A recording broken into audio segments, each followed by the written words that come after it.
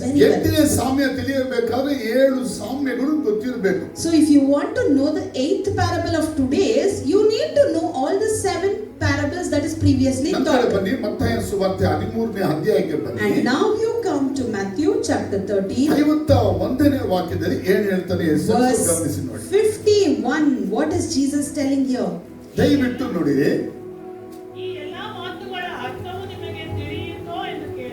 ಯೇಸು ಏನ್ ಕೇಳ್ತಾನೆ ಅಪೊಸ್ತಲರಿಗೆ ಅಂತ ಹೇಳಿದ್ರೆ, and what is Jesus asking the apostles?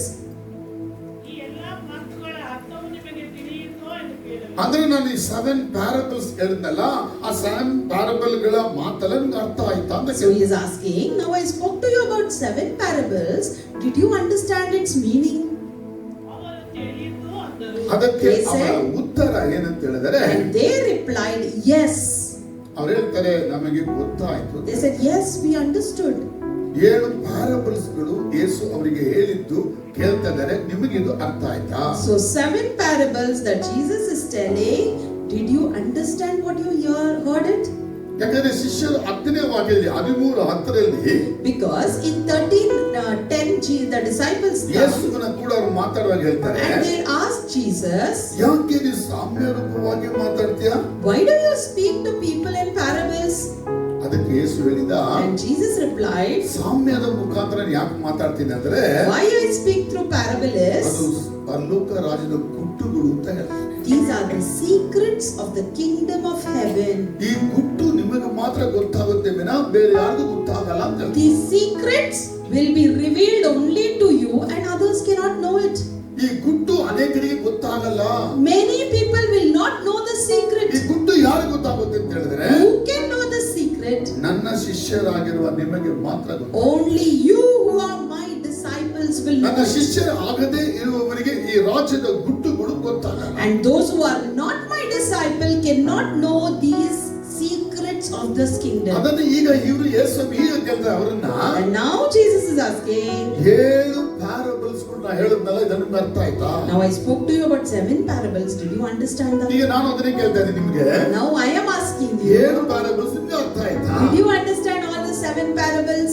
ಈ 7 ಪ್ಯಾರಬಲ್ಸ್ ನಿಮ್ಗೆ ಬಾಯಲ್ಲಿ ಇದೆಯಾ? is these 7 parables in your tip of the ಅದು tongue? ಹೃದಯದಲ್ಲಿ ಇದೆಯಾ? is it in your heart? ಈಗ ನಿಮ್ಮಲ್ಲಿ ಇಟ್ಕೊಂಡಿದ್ದೀರಾ? or do you have it in you? ಈ 7 ಪ್ಯಾರಬಲ್ಸ್ ಖಂಡಿತವಾಗಿ ಮರೆಯಬೇಡಿ. and please do not forget these 7 parables. ಯಾಕೆ ಸ್ವಾಮಿ ಈ ಮಾತನ್ನ ಕೇಳಿ? why Jesus had to ask this? ಇದು ನಿಮಗೆ ಚೆನ್ನಾಗಿ ಅರ್ಥ ಆಯ್ತಾ? did you understand this well?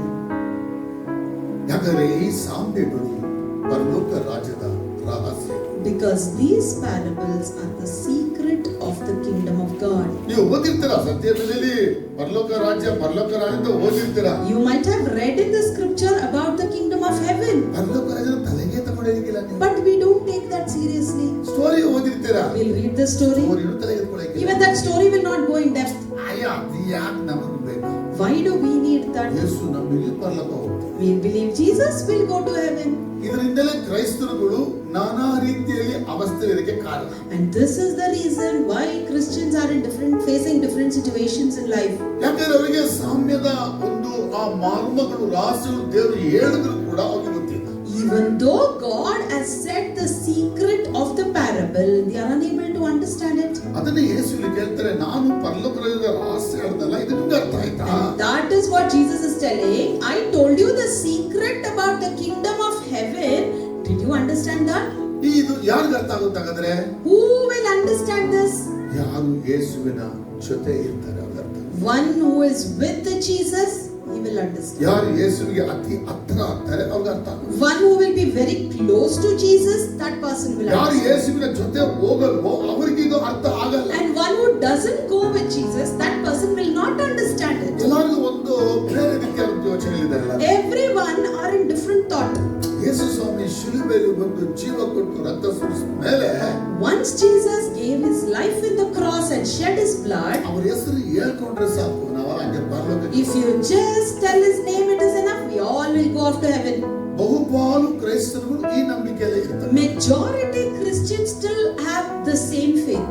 ಅವರು ನಾವು ಎಲ್ಲಿದ್ದೀವಿ, ಏನ್ ಮಾಡ್ತಾ ಇದೀವಿ, ಹೆಂಗಾಗ್ತೀವಿ ಅದೆಲ್ಲ ಏನು ಯೋಚನೆ ಮಾಡಕ್ಕಿಲ್ಲ. they never think where they are exactly, what they are doing, nothing. ಅದಕ್ಕಾಗಿ ಅನೇಕರು ಚರ್ಚ್ಗೂ ಬರಕ್ಕಿಲ್ಲ. many people don't come to church also. ಚರ್ಚಿಗೆ ಹೋಗ್ತಾರೆ, ಚರ್ಚಿಗೆ There are people who do not go to church. ಮನೇಲೆ ಪ್ರೇಯರ್ ಮಾಡ್ಕೊಂಡು ಅವರೇ ಉಪವಾಸ ಮಾಡ್ಕೊಂಡು ಅವರೇ ಬೈಬಲ್ ಓದ್ಕೊಂಡು, They themselves will pray, take up fasting, read Bible, but they remain at home. ಯಾಕಂದ್ರೆ Jesus ಜೊತೆ ಕ್ಲೋಸ್ ಆಗಿದ್ರೆ ವಾಕ್ಯಗಳು ಅವ್ರಿಗೆ ಕ್ಲೋಸ್ ಆಗ್ತಾ ಇದೆ. Because if a person is close to Jesus, the word of God will be close to him. ಅವರಿಗೆ word of god close ಆಗ್ತಿರೋದಕ್ಕಾಗಿ ಅವ್ರು ಏನ್ ಮಾಡಬೇಕು ಹೇಗ್ ಮಾಡಬೇಕು ಅರ್ಥ ಆಗಕ್ಕಿಲ್ಲ ಅವರಿಗೆ. Just because the word of God is not close, they don't know what to do and what not to do. ಯಾವುದನ್ನ ಇಟ್ಕೊಂಡಿದ್ರು ಅದರಲ್ಲೇ ನಿಂತ್ಕೊಂಡ್ಬಿಡ್ತಾರೆ, ಅಲ್ಲೇ ನಿಂತ್ಕೊಂಡು. What they are holding, they'll just stand and retain in it. ಆದ್ರೆ ದೇವರ ವಾಕ್ಯದಲ್ಲಿ ಅಲ್ಲೂ ಇಲ್ಲೂ ಬೇಕಾದಷ್ಟು ದೇವರು ಮಾತನ್ನ ಹಾಡಿಟ್ಟಿದ್ದಾನೆ. But in the word of God, here, there, everywhere we see has spoken so many things. ಆದ್ರೆ ಕ್ರೈಸ್ತರಿಗೆ ಅದು ಯಾವುದು ಕೂಡ ಬೇಕಾಗಿಲ್ಲ. And we Christians do not need any of those things. ಇದು ಚರ್ಚಿಗೆ ಯಾಕೆ ಬರ್ತಾರೆ ಅಂತ ಹೇಳಿದ್ರೆ, And some others, why they come to church? ಚರ್ಚಿಗೆ ಬಂದಿಲ್ಲ ಅಂದ್ರೆ ನನ್ನ ವಿಶ್ವಾಸಿಯಾಗಿ ನೋಡಕ್ಕಿಲ್ಲ ಅಂತ ಹೇಳಿ. If we don't come to church, they don't see us as believers. ಯಾಕೆ ನಿಂತ್ಕೊಂಡು ಆರಾಧನೆ ಮಾಡ್ಬೇಕಾ? Should we stand and worship them? ಕುತ್ಕೊಂಡು ಮಾಡಿದ್ರೆ ದೇವ್ರು ಕೇಳಕ್ಕಿಲ್ವಾ? Will God not listen if we sit and ಆರಾಧನೆ worship? ಮಾಡ್ಲೇಬೇಕಾ? Should we truly worship? ಸರಿ, ಏನೋ ಅವ್ರಿಗಾಗಿ ಹೋಗಿ ಮಾಡೋಣ ಬಾ. Oh, let me do something for a pastor there. ಇದು ಯಾರಿಗೋಸ್ಕರನೂ ಮಾಡ್ತಕ್ಕಂಥ ಕೆಲಸವಾಗಿ ಮಾಡ್ಬೇಡಿ. This has become like you're doing something forcefully for somebody else. ಅನೇಕರ ಬಳಿ ಬೈಬಲೇ ಇಲ್ಲ. In many of the houses, there are no Bible.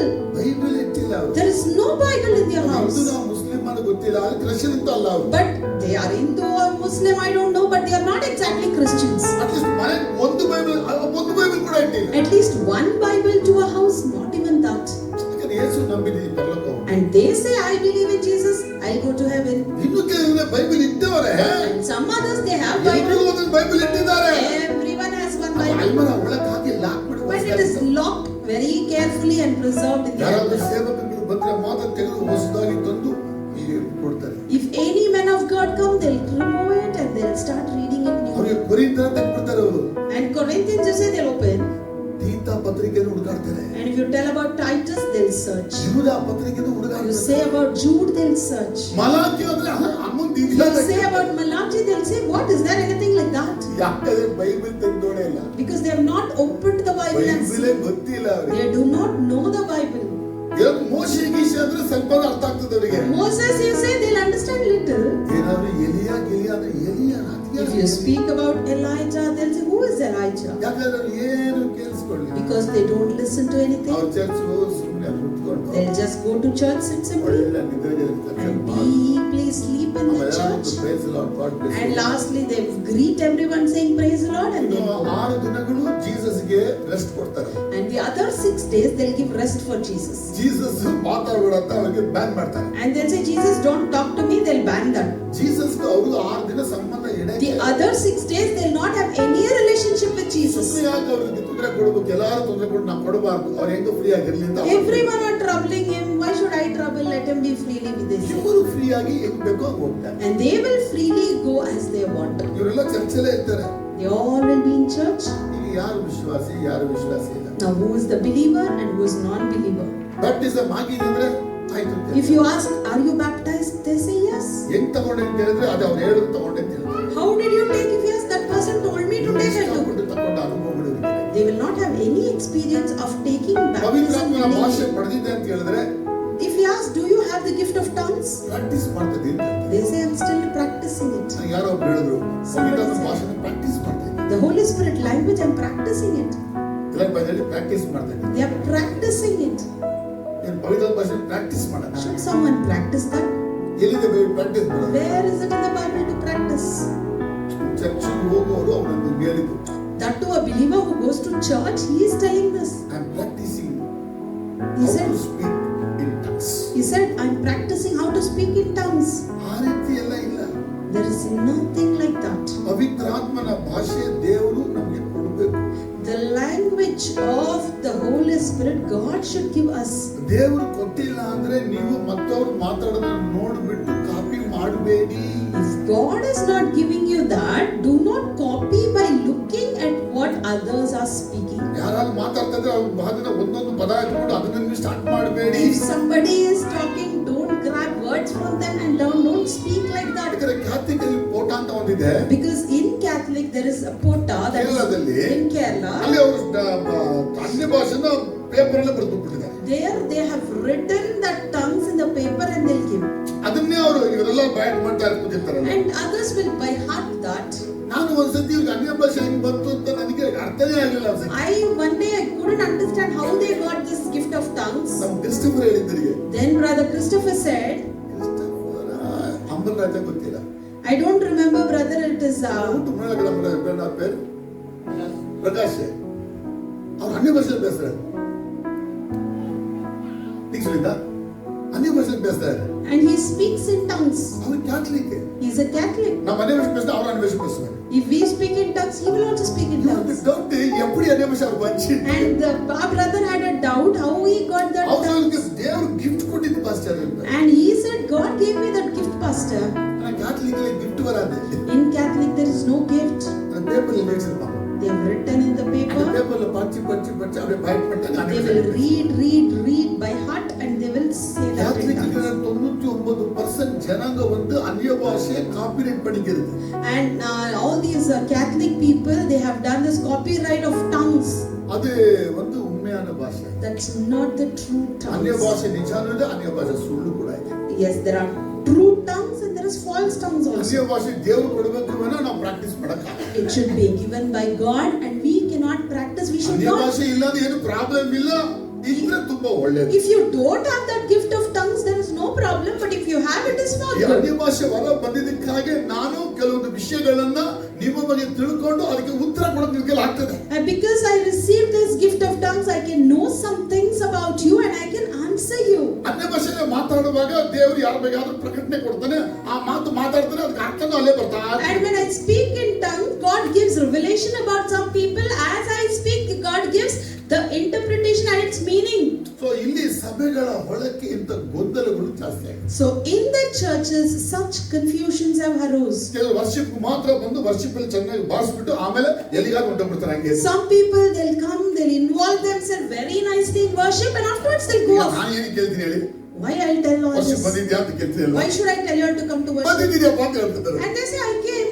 ನನ್ನ ಬಾಯಿಗೆ ಮುಚ್ಚಿತ್ತು ಈಗ. And pastor cannot speak anything. Worship ಮುಖ್ಯನಾ ವಾಕ್ಯ ಮುಖ್ಯ ಅಲ್ವಾ? Is worship important than word? ಕೆಲವರಿಗೆ ವಾಕ್ಯ ಮುಖ್ಯ. For some they say word is not worship important. ಬಂದ್ಬಿಡ್ತಾರೆ. I'll come to worship and I'll go. ಕೆಲವರು ವಾಕ್ಯ ಮುಖ್ಯ. For some, word of God is worship ಬರಕ್ಕಿಲ್ಲ important. ಅವ್ರು. They won't come for worship. Correct ಆಗಿ ಆರಾಧನೆಗೆ ಬರಕ್ಕಿಲ್ಲ, ಅವ್ರು ಬಂದು ವಾಕ್ಯ ಕೇಳ್ತಾರೆ. They won't come for the worship, they'll come for the word of God. ಹಾಗೆ ವಾಕ್ಯ ಮಾತ್ರ ಕೇಳ್ತಾರೆ. For them only they have to listen to the ಇದಕ್ಕೆ word. ಕೆಲವರಿಗೆ ಎರಡು ಮುಖ್ಯ ಇಲ್ಲ. For some, both is not ಅಂತ್ಯ important. ಆಶೀರ್ವಾದ ಮುಖ್ಯ. Only the end blessing is last important. Blessing. The last blessing, ಅದಕ್ಕೆ ಬಂದು ತಲೆ ಬಾಗ್ಬಿಟ್ಟು they'll bow their head for that. ನನ್ನ ಜೊತೆ ಅರ್ಧ ಗಂಟೆ ಚರ್ಚ್ ಮುಗಿದ್ರೆ ಅರ್ಧ ಗಂಟೆ ಇಲ್ಲೇ ಕೂತಿರ್ತಾರೆ. And after the church gets over, half an hour they'll be here only. ನಾನು ಉಳಿಸಿದ ಅವ್ರಿಗೆ ಹೇಳಿದೆ, And once pastor said, ನೀವು ನನ್ನ ಜೊತೆ ಅರ್ಧ ಗಂಟೆ ಚರ್ಚ್ ಮುಗಿದ ಮೇಲೆ ಕಳೆಯಕ್ಕಿಂತ after finishing the service, you are spending your time with me for half an ಅರ್ಧ hour. ಗಂಟೆ ಮುಂಚೆನೆ ಮುಂದೆ ಯೇಸುವಿನ ಜೊತೆ ಕಳೆಯಬಹುದಾ same. Instead of that, you could have come half an hour early and spent your time with Jesus. Last blessing ಆದ್ಮೇಲೆ ನಿಮ್ ಜೊತೆ ಮಾತಾಡೋದು ಮುಖ್ಯ ನನಗೆ. Then that person said, no, after that last benediction, talking to you is very important for me. ಇದಕ್ಕೆಲ್ಲ ಏನ್ ಕಾರಣ ಅಂದ್ರೆ ಜೀಸಸ್ ಜೊತೆ ಇಲ್ಲ. The reason for all this is they are not with Jesus. Close ಆಗ್ಬೇಕು. You need to unite with him. Bible ಏನ್ ಉದ್ದೇಶ ಅಂದ್ರೆ, The intention of Bible is, Jesus ಯಾಕೆ ಭೂಮಿಗೆ ಬಂದ ಅಂದ್ರೆ, why Jesus came to this world. ನಾವು Jesus ಜೊತೆ ಒಂದಾಗಬೇಕು. We should get united with Jesus. ಅವ್ರ ತಂದೆ, ನಾವು ಅವರ ಮಗ. He is father and we are his son or daughter. ಅವರು ಗಂಡ, ನಾವು ಹೆಂಡತಿಯಾಗಿ ಸೇರ್ಕೋಬೇಕು. He is husband, we need to unite as ಒಳ್ಳೆ wife. ಕುರುಬ, ನಾವು ಕುರಿಯಾಗಿ ಸೇರ್ಕೋಬೇಕು. He is a good shepherd, we need to unite as a ತಾಯಿ, sheep. ನಾವು ಮಗುವಾಗಿ ಸೇರ್ಕೋಬೇಕು. He is a mother and we need to unite ಆ as a child. ಸಂಬಂಧವನ್ನ ಮಾತಾಡುವ ಪುಸ್ತಕವೇ ಸತ್ಯ. And that relationship is spoken in the Bible. ಈ ಜನರಿಗೆ ಈ ಸತ್ಯವೆಲ್ಲ ಚೆನ್ನಾಗಿ ಖಂಡಿತವಾಗಿ ಅರ್ಥ ಆಗ್ತದೆ. People surely they can understand what is in the ಬೆಳಗಿನ scripture. 6ರಲ್ಲಿ ಬಂದಿರತಕ್ಕಂತ ನಿಮಗೆ ಸತ್ಯವೇದ ಅರ್ಥ ಆಗ್ತಾ ಇದೆಯಾ? The morning worship time you are gathered here, are you able to understand the scripture? 7 parables ಹೇಳಿ ನಿಮ್ಗೆ ಇನ್ನೂ ಅರ್ಥ ಆಗ್ಲಿಲ್ವಾ? Or after telling these 7 parables you still did not understand? ನೀವು ಚೆಕ್ ಮಾಡಬೇಕಾದದ್ದು ನಿಮಗೂ ಯೇಸು ಸ್ವಾಮಿಗೂ ಮಧ್ಯದಲ್ಲಿ ಸಂಬಂಧಕ್ಕೆ ಏನಾದರೂ ಅಡಚಣೆ ಇದೆಯಾ ಅಂತ ಚೆಕ್ ಮಾಡಬೇಕು. So here is what you need to check, whether you have any hindrance between you and Jesus in your relationship. ಯಾಕೆ ಚೆಕ್ ಮಾಡಬೇಕು? Why you need to check? ನನಗೂ ಯೇಸುಗೆ ಸಂಬಂಧ ಆದ್ರೆ, If there is relationship between me and ಈ Jesus, ಸತ್ಯವೇದ ತಿಳ್ಕೊಳ್ಳಕ್ಕೆ ಯೇಸುವಿಗೆ ಸಹಾಯ ಮಾಡ್ತಾನೆ. And Jesus will surely help me to understand the ನಾನು ಅವ್ರ ಜೊತೆ scripture. ಸೇರದೆ ಹೋಗ್ಬಿಟ್ರೆ If I do not join with ಎಷ್ಟು them, ಬಾರಿ ಓದು ತಲೆ ಒಳಗೆ ಅದು ಹೋಗಲ್ಲ. how many times I may read, it will not enter my head. ಯಾಕೆ ಯೇಸು ಸ್ವಾಮಿ ಜೊತೆ ಹೋಗ್ಬೇಕು ನಾವು? And why should we go ಯಾಕೆ with ಅವ್ರ ಜೊತೆ Jesus? ಒಂದಾಗಬೇಕು? Why should we unite with him? ಆಗಲೇ ಅವರ ರಹಸ್ಯಗಳನ್ನ ಅರ್ಥ ಮಾಡಿಕೊಳ್ಳಕ್ಕೆ ನಮ್ಮ Only then we can understand his secrets. Amos 3:7 ಹಿಂಗೆ ಹೇಳ್ತದೆ, Amos 3:7 tells, ಯಾರು ದೇವರೊಟ್ಟಿಗೆ ಇರ್ತಾರೋ ಅವರಿಗೆ ದೇವರು ರಹಸ್ಯಗಳನ್ನ ಹೇಳಿಕೊಡ್ತಾರೆ. whoever is with God, God reveals secrets to them. ಹೇಳಿ, ಯಾರು ದೇವ್ರ ಜೊತೆ ಒಂದಾಗಿ ಇರ್ತಾರೆ, One who is united with God, ಯಾರು ದೇವ್ರ ಜೊತೆ ಕ್ಲೋಸ್ ಆಗ್ತಾರೆ, one who is close to God, ಅವರಿಗೆ ದೇವರು ತನ್ನ ರಹಸ್ಯಗಳನ್ನ ಹೇಳಿಕೊಡ್ತಾನೆ. and for them God teaches the ನಾವು secrets. ದೇವ್ರ ಜೊತೆ ಒಂದಾಗಿ ಹೋಗದೆ ಹೋದ್ರೆ ರಹಸ್ಯಗಳು ನಮಗೆ ಆತನು ಹೇಳಕ್ಕೆ ಆಗಲ್ಲ. If we will not go with God unitedly, he cannot teach us that ಒಂದು ವೇಳೆ secret. ಇಲ್ಲಿ ಬಂದಿರೋರು ನೀವು ಯೇಸು ಜೊತೆ ಒಂದಾಗಿದ್ದೀರಾ ನೋಡಿ, You just analyze and see whether you are united close with ಆಗಿದ್ದೀರಾ God, ನೋಡಿ. whether you are close to God. ನೀವು ಅರ್ಥ ನಿಮಗೆ ಅವರ ರಹಸ್ಯ ಅರ್ಥ ಆಗ್ತಾ ಇಲ್ಲ ಅಂದ್ರೆ ನಿಮ್ಮ ಕ್ಲೋಸ್ ಇದು ಸರಿಯಾಗಿಲ್ಲ. If you are unable to understand his secret, that means you are not close enough.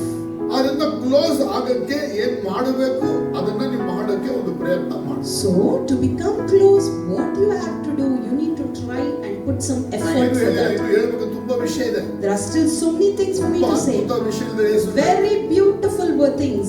ಇಲ್ಲಿ ಯೇಸು ಹೇಳುವಂತ ಮೊದಲನೇ ಮಾತು, ನಾನು ರಹಸ್ಯಗಳನ್ನ ಹೇಳಿದ್ನಲ್ಲ ಅದು ನಿಮ್ಗೆ ಅರ್ಥ ಆಯ್ತಾ? So the first word Jesus is telling is, I told you many secrets. Did you understand that?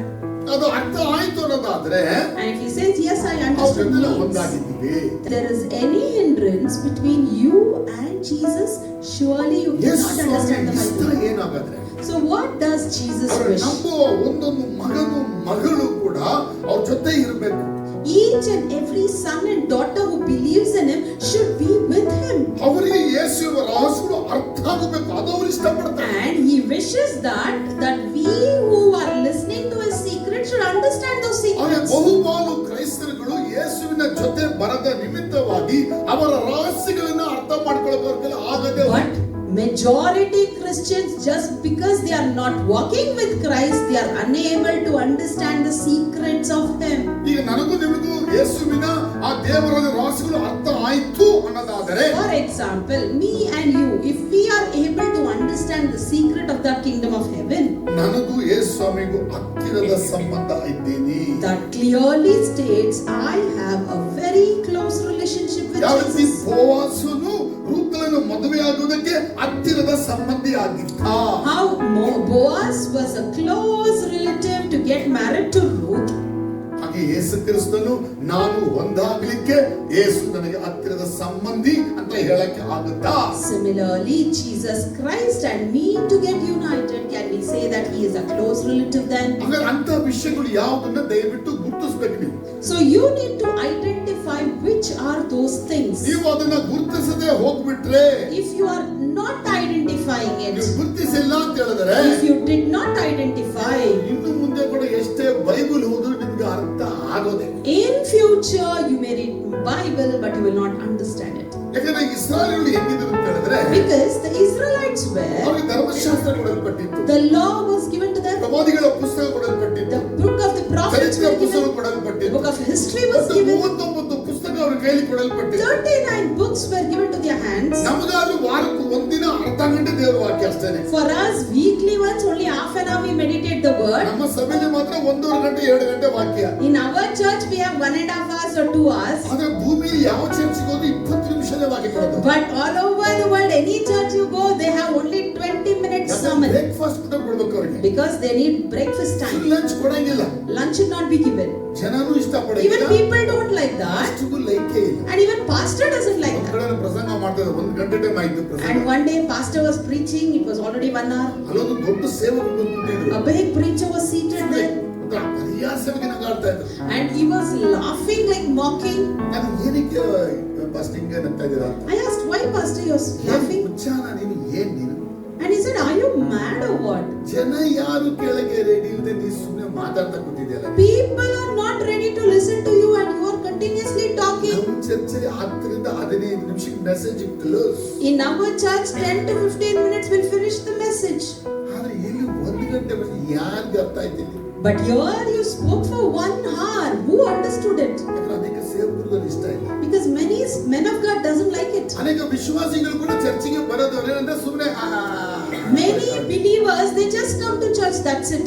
ಯಾಕಂದ್ರೆ ಮನೆಗೂ ಬೈಬಲ್ ಓದಲ್ಲ ಅವರು. Because they don't go home. ಈಗ ನಾವು ಏನು ಹೇಳ್ಕೊಡ್ತೀವಿ ತಿರುಗಿ ಮತ್ತೆ ಓದೋ ಅದೆಲ್ಲ ಓದಕ್ಕಿಲ್ಲ. What they come here, that's it. After going home, they will never read Bible. ಯೇಸು ನಂಬಿಟ್ಟಿದ್ದೀನಿ. They believe, I believe Jesus. Jesus ನಮ್ಮ ಬೈಬಲ್ ಒಳಗೆ ಬಂದ್ಬಿಡ್ತು. If we believe Jesus, Bible is coming inside. ಬೇಡಾದ ತೀರ್ಮಾನದಲ್ಲಿ ಓಡ್ತಾರೆ. And they will decide saying, no need of reading the Bible. ಅಂದಲ್ಲಿ ಬಿದ್ರು ಅಂದ್ರೆ ಎಂತ ಕೇಳ್ತಾರಾಗ. Because if I fall in the ditch, who will come to lift me? Jesus ಬರಕಿಲ್ಲ, ಯಾರೋ ಬರಬೇಕು. Jesus will not come, somebody else should come. ಯಾಕೆ ಬರಲಿಲ್ಲ ಅಂತ ಪ್ರಶ್ನೆ ಕೇಳ್ತಾರೆ. And they'll ask, why they didn't come? ಅವ್ರ ಪ್ರಶ್ನೆ ಕೇಳಕ್ಕೆ ಏನು ಕಾರಣ ಅಂದ್ರೆ They are asking question because ನಂಬುದ್ರಲ್ಲ. they believe Jesus exists. Jesus ಮೇಲೆ ನಂಬಿಕೆ ಇಲ್ಲ. They don't have faith in Jesus. ಹಳ್ಳದಲ್ಲಿ ಬಿದ್ದಾಗ ಅವರು ಜೀಸಸ್ ನಂಬಬೇಕಾಗಿತ್ತು. When they had fallen, they had to believe. ಬಂದು ಕೇಳಬಾರದಾಗಿತ್ತು. They shouldn't have questioned. Bible ಒಳಕ್ಕೆ ಇದೆಲ್ಲ ಅವ್ರ ಒಳಕ್ಕೇನೆ. Because Bible is in them. ಆದ್ರೆ ಬೈಬಲ್ ಇಲ್ಲ. That shows Bible is not in ಯೇಸು them. ಬರಲಿಲ್ಲ, ಈ ಸೇವಕರು ಬರಲಿಲ್ಲ. Jesus also didn't come. The servant of God didn't ಸೇವಕರು come. ಬೈತಾರೆ, ಯೇಸುಗೂ ಬೈತಾರೆ. They start shouting for both. ಅರ್ಥ ಆಗಿಲ್ಲ ನಿಮಗೆ? I hope you didn't understand. Bible ಒಳಕ್ಕೆ ಇದ್ರೆ If the Bible is in you, ಯಾರು ಬಂದ್ರು ಹೋದ್ರು anybody may come or may not come. ನಮಗೆ ಸಿಕ್ಕೇ ಸಿಗುತ್ತೆ. The help of Jesus we will receive. ಕೇಳಿ, ಈಗ ಮೊದಲನೇ ಪಾಯಿಂಟ್ ಹೇಳ್ಬಿಟ್ಟೆ ನಾನೀಗ. The first point is it. ಮೊದಲನೇ ವಿಷಯ, ನಾವು ಯೇಸು ಕ್ರಿಸ್ತನ ವಿಷಯದಲ್ಲಿ ಚೆನ್ನಾಗಿ ರಹಸ್ಯ ಅರಿಯಬೇಕಾದ್ರೆ ಅವರ ಹತ್ತಿರದ ಸಂಬಂಧಿ ಆಗಬೇಕು. Firstly, if we have to know the depth and the secret about Jesus, we should be closely related to him. ಆ ಕ್ಲೋಸ್ ಆದಾಗ ಯೇಸು ಏನು ಮಾಡ್ತಾನೆ? ಎರಡನೇದಾಗ ಏನು ಮಾಡ್ತಾನೆ? Once we become close, secondly what he does? He will tell his secret. ರಹಸ್ಯ ಹೇಳಿದಾಗ ನಾವು ಏನು ಮಾಡಬೇಕು? After listening to secret, what we should do? ಈಸ್ಕೊಂಡು ಡಸ್ಟ್ಬಿನ್ ಹಾಕಬೇಕು. Receive and throw it in the dustbin. ಈಸ್ಕೊಳ್ಳೋದು ಹಿಂಗ ಹಾಕೋದು, ಈಸ್ಕೊಳ್ಳೋದು ಹಿಂಗ ಹಾಕೋದು. ಇಲ್ಲಿ Receive and throw. ಬುದ್ಧಿವಂತ ಏನ್ ಮಾಡ್ತಾನೆ? The wise man, what he does? ರಹಸ್ಯ ಕೇಳಿದ ತಕ್ಷಣ After listening to the ತನ್ನ secret, ಆತ್ಮದಲ್ಲಿ ಸ್ಟೋರೇಜ್ ಮಾಡ್ತಾನೆ. he stores in his spirit. ಅನೇಕ ಬುದ್ಧಿವಿಲ್ಲದ ಕ್ರೈಸ್ತರು ಏನ್ ಮಾಡ್ತಾರೆ? But many foolish Christians, ರಹಸ್ಯ ಯೇಸುನ ಕೇಳ್ಕೊಳ್ತಾರೆ. they'll ask the secret from Jesus. ಆ ಕೊಟ್ಟಿದ್ದನ್ನ ಆತ್ಮದಲ್ಲಿ ಸ್ಟೋರ್ ಮಾಡಕ್ಕೆ. And once they receive, they'll not store in the spirit. They'll just throw it away. ಎರಡನೇದು ತಪ್ಪು ಕೆಲವರಲ್ಲಿ ನೋಡ್ತೀವಿ. So the second mistake we see is ಕೇಳಿದ ವಾಕ್ಯಗಳು, ಹೊಂದಿಕೊಂಡ ವಾಕ್ಯಗಳನ್ನ ತಮ್ಮಲ್ಲಿ ರಿಟೈನ್ ಮಾಡೋದಿಲ್ಲ. the word that they have listened, the word that they have heard, they will not retain in them. ಇದು ಗೊತ್ತಾ, ಅದು ಗೊತ್ತಾ ಅಂದ್ರೆ ಎಲ್ಲ ಗೊತ್ತಂತ ಹೇಳ್ತಾರೆ. If you ask, you know this, that, ಮಸಾಲೆ ಮಾತಾಡ್ತಾರೆ ವಿನ ಅವ್ರಿಗೆ ಸ್ಪೆಸಿಫಿಕ್ ಆಗಿ ಇದು ಗೊತ್ತು ಅದು ಗೊತ್ತು ಅಂತ ಹೇಳಕ್ಕಿಲ್ಲ. they speak everything and all, but specifically they are unable to speak about saying one thing. ಯಾಕೆ ಗೊತ್ತಾಗಲ್ಲ? Why is that? ಯೇಸು ಸ್ವಾಮಿ ರಹಸ್ಯ ಹೇಳೇ ಇಲ್ವಾ? Did Jesus not reveal the secret? ಹೇಳಿದ್ರು. He said, ಆದರೆ ಅದನ್ನ ಆತ್ಮದಲ್ಲಿ ಶೇಖರಣೆ ಮಾಡಿ idli. but you did not preserve it in your soul. ಆದ್ರೆ ವಾಕ್ಯ ಹೇಳ್ತದೆ ಹೆಂಗೆ ಅಂದ್ರೆ, But the word says, ಅವ್ರ ಜೊತೆ ನಾವು ಹೋದ್ಮೇಲೆ once when you ಅವ್ರ go ರಹಸ್ಯ with him, ಹೇಳಿದ ಮೇಲೆ once when he says the ಅದನ್ನ ನಮ್ಮ secret, ಆತ್ಮದಲ್ಲಿ ಸ್ಟೋರೇಜ್ ಮಾಡಿ. we need to store in our soul. ದಾವೀದ ಹೇಳ್ತಾನೆ, David says ಕೀರ್ತನೆ 119 in Psalm 119:11, ನಾನು ನಿನಗೆ ವಿರುದ್ಧವಾಗಿ ಪಾಪ ಮಾಡದ ಹಾಗೆ as I should not commit sin against ನಿನ್ನ you, ವಾಕ್ಯಗಳನ್ನು ನನ್ನ ಹೃದಯದಲ್ಲಿ ನಾನು ಶೇಖರಣೆ ಮಾಡಿ. I will preserve your words in my heart. ಎಂತ ಅದ್ಭುತವಾದಂತ ವಾಕ್ಯ ನೋಡಿ. ಬೇಗ ಬನ್ನಿ, ಬೇಗ ಬನ್ನಿ. ನಿನಗೆ ವಿರೋಧವಾಗಿ ಪಾಪ ಮಾಡದಂತೆ ನಿನಗೆ ವಿರುದ್ಧವಾಗಿ ನಾನು ಪಾಪ ಮಾಡದಂತೆ ನಿನ್ನ ನುಡಿಗಳನ್ನು ನಿನ್ನ ನುಡಿಗಳನ್ನು ನನ್ನ ಹೃದಯದಲ್ಲಿ ಇಟ್ಟುಕೊಂಡಿದ್ದೇನೆ. ಹೃದಯದಲ್ಲಿ ಇಟ್ಟುಕೊಂಡಿದ್ದೇನೆ. ಅಂದ್ರೆ ದೇವರ ರಹಸ್ಯಗಳನ್ನ ನಮ್ಮ ಹೃದಯದಲ್ಲಿ ನಾವು ಶೇಖರಣೆ ಮಾಡಬೇಕು. So we need to hide the word of God in our heart. ಎಷ್ಟು ಪ್ರಸಂಗ ನೀವು ಕೇಳಿರ್ತೀರಾ? ಪ್ರಸಂಗ ಎಲ್ಲ ನಿಮ್ಮಲ್ಲಿ ಶೇಖರಣೆ ಮಾಡಿ ಇಟ್ಟಿದ್ದೀರಾ ಅಥವಾ ರಸ್ತೆಯಲ್ಲಿ ಹೋಗಂಗೆ ಎಸ್ಬಿಟ್ಟು ಹೊಂಟದ್ರ ಅಂತ? So many sermons you have heard, have you preserved and hid in you, or did you throw it as you go? 99% ಕ್ರೈಸ್ತರುಗಳು ದೇವರ ವಿಷಯಗಳನ್ನ ಕಲಿತಾರೆ, ಆದ್ರೆ ಅದನ್ನ ಹೊರಗೆ ಎಸಿತಾರೆ ವಿನಃ ಅವರಲ್ಲಿ ಇಟ್ಟುಕೊಳ್ಳೋದಿಲ್ಲ. 99% of Christians, they listen to the word, they learn, but they don't retain it, whereas they will throw it out. ಈಗ ಗೊತ್ತಾಯ್ತು ಅಂತ ಹೇಳ್ತಾರೆ. Now they say, yes, I understand. ಬರಬಾರದು ಅವ್ರಿಗೆ ಗೊತ್ತೇ ಆಗಕ್ಕೆ. Next week they will not understand, they won't remember. ಏನ್ problem ಅವ್ರದ್ದು? And what is the problem? ಅವ್ರಿಗೆ ಕನ್ಫ್ಯೂಷನ್ ಜಾಸ್ತಿ. They have lot of confusions. ಆ ಕೆಲಸ ಈ ಕೆಲಸ ಅದ್ರದ್ದು ಇದ್ರದ್ದು ಅಲ್ಲಿದ್ದು ಇಲ್ಲಿದ್ದು ಎಲ್ಲ ತೆಗೆದು ಒಳಗೆ ಇಟ್ಕೊಳ್ತಾರೆ. They'll take all the other things and keep it inside. ಒಳಗೆ ಇಡಬೇಕಾದದ್ದು ದೇವರ ವಾಕ್ಯ ಒಂದೇ ಬಾಕಿ ಎಲ್ಲ ಹೊರಗೆ ಇಡಬೇಕು. Inside you should have only the word of God. Other things should be ಅವ್ರ outside. ಕೆಲಸನೂ ತಂದು ಆಮೇಲೆ ಇಟ್ಕೊಳ್ತಾರೆ. They'll bring their job and keep ಕೆಲಸದ inside. ವಿಷಯ ಎಲ್ಲ ತಂದು ಆತ್ಮದ ಒಳಗೆ. All the job matters they keep inside. ಕೆಲಸದ ವಿಷಯಗಳು ನಮ್ಮ ಮೈಂಡ್ ಅಲ್ಲಿ ಇರಬೇಕು, ಅಲ್ಲಿಂದ ಅಲ್ಲಿಗೆ ಹೋಗ್ಬೇಕದು. All the job matters should be in our mind. It should go off as it is. ನಾವು ಕೆಲಸ ಮಾಡಿದ ವಿಷಯತನ ಹೆಂಡತಿ ಕೂಡ ಹೇಳಬಾರ್ದು ಕೆಲವು ಟೈಮಲ್ಲಿ. Sometimes we should not share it even to our spouse. ಕೆಲಸವಂತ ಗಲಾಟೆಗಳನ್ನು ತಂದು ಹೆಂಡತಿಗೆ ಹೇಳ್ತಾರೆ, ಹೆಂಡತಿಗಳೇ ತುಂಬಾರ್ದು ನಾವು. We should not tell the quarrel that happens in a workplace and fill it with the head. ಏನೋ ಯಜಮಾನ ಏನೋ ಬೈದು ಬಿಡ ಅಂತೇಳಿ ಮಕ್ಕಳಿಗೆಲ್ಲ ಕೂಡಿಸಿ ಯಜಮಾನಿಗೆಲ್ಲ ಶಪಿಸಬಾರ್ದು ನಾವು. If our owner shout at us, you should not curse the owner by making all the family sit and convey. ಈ ರೀತಿಯೆಲ್ಲ ಇದ್ರೆ ಬೈಬಲ್ ಕೇಳಿದ್ರೆ ಬೈಬಲ್ ಒಳಗೆ ಹೋಗುತ್ತೆ. If this is the case, where will the word of God that you listen read in? ಅದು ಬದುಕಕ್ಕೆ ಕೊಟ್ಟ ಕೆಲಸ ಅದು. The job is just for you to survive. ಅದು ಬಿಟ್ರೆ ಯಾವುದು If you lose one job, one or the other job you can go for.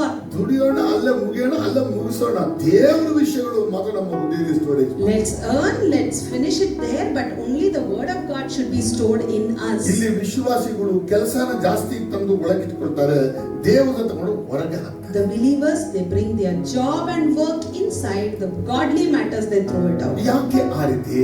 Why is that? ಏನಕ್ಕೆ ಹಂಗ ಮಾಡ್ತಾರೆ? Why do they do that? ದೇವರು ಕೊಟ್ಟಂತ ಆ ಒಂದು ಮುತ್ತುಗಳಿಗೆ ಸಮಾನವಾದ ತನ್ನ ವಾಕ್ಯಗಳನ್ನ ಅದ್ರ ಬೆಲೆ ಅರಿಯದವರಾಗಿದ್ದಾರೆ. God gave the word of God that is equivalent to the precious pearl, and people don't know its value. ಬೆರೆಯ ಸಭೆಯವರು, Others church, Berea church people, Thessalonica ಸಭೆಯವರು, the Thessalonian church. ಪುಸ್ತಕ ಅಪೊಸ್ತಲ ಗ್ರಂಥದಲ್ಲಿ ನೋಡಬಹುದು ಇವರನ್ನು. We see that in the book of Acts. ಇವರು ಪೌಲನೇ ಬಂದು ಪ್ರಸಂಗ ಮಾಡಿದ್ರು. Even though Paul himself came Bible and ಇದೆಯಾ preached, ಇಲ್ವಾ ಅಂತ ಪರೀಕ್ಷೆ ಮಾಡ್ತಾ ಇದ್ರು ಇವರು. they were just examining whether it is there in the ಅವ್ರು scripture. ಪರೀಕ್ಷೆ ಮಾಡ್ತಾರೆ ಅಂತ ಹೇಳಿದ್ರೆ ಅವರಲ್ಲಿ ವಾಕ್ಯ ಇತ್ತು. If they are searching it in the scripture, that ವಾಕ್ಯ means word was ಇದ್ದಕ್ಕಾಗಿ in them. ಅವರು ಇದೆಯಾ ಇಲ್ವಾ ಅಂತ ಹುಡುಕಾಡಿದರು. Because the word was in them, they were searching it in the scripture. ನಾವೇನ್ ಮಾಡಿದ್ವಿ, ಯಾರು ಏನ್ ಹೇಳಿದ್ರು ಎಲ್ಲರೂ ಜೈ ಅಂದ್ಬಿಡ್ತೀವಿ ನಾವು. What we do is, whatever people ಈ make us, we say ಸೇವಕರು yes. ಸೇರಿನೇ ಆ ಸೇವಕರು ಸೇರಿ ಎಲ್ಲಾ ಸೇವಕರು ಎಲ್ಲರೂ ಜೈ. Any preacher, anything they preach, we say yes for it. ಇಲ್ಲ, ಎಲ್ಲದಕ್ಕೂ ಜೈ ಹೇಳಕ್ಕಾಗಲ್ಲ. No, we should not say yes for everything. ಎಲ್ಲಾ ಸೇವಕರಿಗೆ ಜೈ ಹೇಳಕ್ಕಾಗಲ್ಲ. You cannot say yes for all the preachers. ವಾಕ್ಯಗಳನ್ನ ಗಮನಿಸಬೇಕು. You need to observe the word. ಒಬ್ಬ ಸೇವಕರಿಂದ ನೀವು ಪರಲೋಕ ರಾಜ್ಯ ಹೊಂದೋದಿಲ್ಲ. Through a preacher, you cannot inherit the kingdom of heaven. ದೇವರ ವಾಕ್ಯದಿಂದ ಮಾತ್ರವೇ ಪರಲೋಕ I ರಾಜ್ಯ. tell you, only through the word of God you can inherit the kingdom. ನಿಮ್ ಸೇವಕನ ಕರ್ಕೊಂಬನಿ ಕೇಳ್ತೀನಿ ಅಂತ ದೇವರು ಹೇಳಕ್ಕಿಲ್ಲ. God will never ask, go call a pastor, I will ask. ಕೊಟ್ಟ ವಾಕ್ಯಕ್ಕೆ ಏನ್ ಮಾಡದೆ ಅದಕ್ಕೆ ಕೇಳ್ತಾರೆ ಅಷ್ಟೇ. Whereas God will question you, what did you do for the words that you have gave you? ವಾಕ್ಯಕ್ಕೆ ನಾವು ಪ್ರಾಮುಖ್ಯತೆ We ಕೊಡಬೇಕು. should give importance to the word. ವಾಕ್ಯದ ಪ್ರಾಮುಖ್ಯತೆ ಇಲ್ಲದೆ ಹೋದ್ರೆ If there is no importance to the word, ಖಂಡಿತವಾಗಿ ನಮ್ಮಲ್ಲಿ ಆ ವಾಕ್ಯ ಇಟ್ಕೊಳ್ಳಕ್ಕೆ ಸಾಧ್ಯನೇ ಇಲ್ಲ. it is surely we cannot keep the word in us. ಯಾರ್ಯಾರು ಕೇಳಿದ ವಾಕ್ಯ ಎಲ್ಲ ನಿಮ್ಮಲ್ಲಿ ಹಾಗೆ ಬೈ ಹಾರ್ಟ್ ಮಾಡಿ ಅದು ಹಾರ್ಟ್ ಅಲ್ಲಿ ಸ್ಟೋರೇಜ್ ಮಾಡಿದ್ರ you are blessed people. If you are listening to the word and storing it, by hearting it, you are blessed. ಅದರ ಬೆಲೆ ಇವತ್ತು ಗೊತ್ತಾಗಲ್ಲ. You will not know the value today, ಕಾಲಗಳು ಬರುವಾಗ ಅದರ ಬೆಲೆ but ಗೊತ್ತಾಗಲ್ಲ. as the days passes, you will know its value. ಹಣ ಕೈ ಕೊಡಬಹುದು, ಚಿನ್ನ ಕೈ ಕೊಡಬಹುದು. The money may give you leave you, and the gold that you have ದೇವರ may give you. ವಾಕ್ಯ ನಿನಗೆ ಬೆಲೆ ಕೊಟ್ಟು ನಿನ್ನ ಕಾಯುತ್ತೆ. But the word of God will value you and protect you. ಮೂರನೇದಾಗಿ ವಾಕ್ಯಗಳನ್ನು ನಾವು ಇಟ್ಕೊಳ್ಳೋದು ಮಾತ್ರ ಮುಖ್ಯ ಅಲ್ಲ. Thirdly, we should not only keep the word. ವಾಕ್ಯ ನಮ್ಮಲ್ಲಿ ತಂದು ನಮ್ಮಲ್ಲಿ ಬೆಳೆಸಿ ಅದನ್ನು ಆ ವಾಕ್ಯದ ಬೆಳಕನ್ನ ಹೊರಗೆ ತರಬೇಕು ನಾವು. Firstly, we should bring the word in us, make it grow, and let the word shine through us. ಈಗ ದೇವರ ರಹಸ್ಯ ಯಾಕೆ ಹೇಳ್ದ? Why did God tell this? ಯಾಕೆ ನನಗೆ ಮಾತ್ರ ರಹಸ್ಯ ಹೇಳ್ಕೊಟ್ಟ? Why he said that only to ಈ me? ರಹಸ್ಯ ಯಾಕೆ ಹೇಳ್ದ ಅಂದ್ರೆ Why he said that? ನಾನು Because ಇಟ್ಟುಕೊಳ್ಳಕ್ಕೆ ಮಾತ್ರ ಅಲ್ಲ, it's not only to ಆ keep. ವಾಕ್ಯನ ಇಟ್ಟುಕೊಂಡು ನನ್ನಿಂದ ಆ ಪ್ರಕಾಶ ಹೊರಗೆ ತರಬೇಕು ಎಂಬುದಕ್ಕಾಗಿ ಕೊಟ್ಟ. I need to keep that word, and through me I have to bring that light. ಯೇಸು ಹೇಳಿದ ನೀವು ಲೋಕಕ್ಕೆ ಬೆಳಕು ಅಂತ ಹೇಳಿದ. Jesus said, you are the light of the ನೀವು world. ಭೂಮಿಗೆ ಉಪ್ಪು ಅಂತ ಹೇಳಿದ. You are the salt. ನೀವು ಬೆಟ್ಟದ ಮೇಲಿನ ಪಟ್ಟಣ ಅಂತ ಹೇಳಿದ. You are the city on the ಯಾಕೆ hill. ಹೇಳ್ತಾರೆ ಅಂತ ಹೇಳಿದ್ರೆ Why he says ನಾವು that? ಕೊಟ್ಟದನ್ನ Because ನಮ್ಮಲ್ಲಿ ಇಟ್ಟುಕೊಂಡಿದ್ದೇವೆ. We have ಈಗ kept ನಮ್ಮಲ್ಲಿ as ಅವುಗಳಿಗೆ given, and we have, ಅವುಗಳು ನಮ್ಮ ಮುಖಾಂತರವಾಗಿ ಪ್ರಜ್ವಲಿಸಬೇಕು. and those things through ಯಾಕೆ ಕೊಟ್ಟ? Why God give you ಬರೀ secret? ಇಟ್ಕೊಳ್ಳೋಕ್ಕಾಗಿ ಅಲ್ಲ.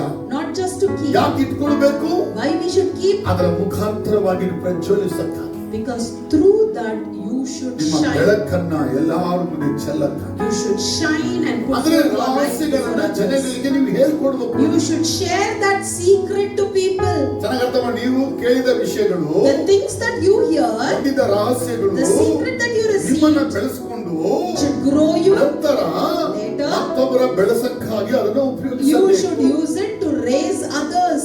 ನಾನು ಹಿಂದ್ಗಡೆ ಡೋರ್ದ ಬರ್ತಾ ಇದ್ದೀನಿ. I'm coming from the back door.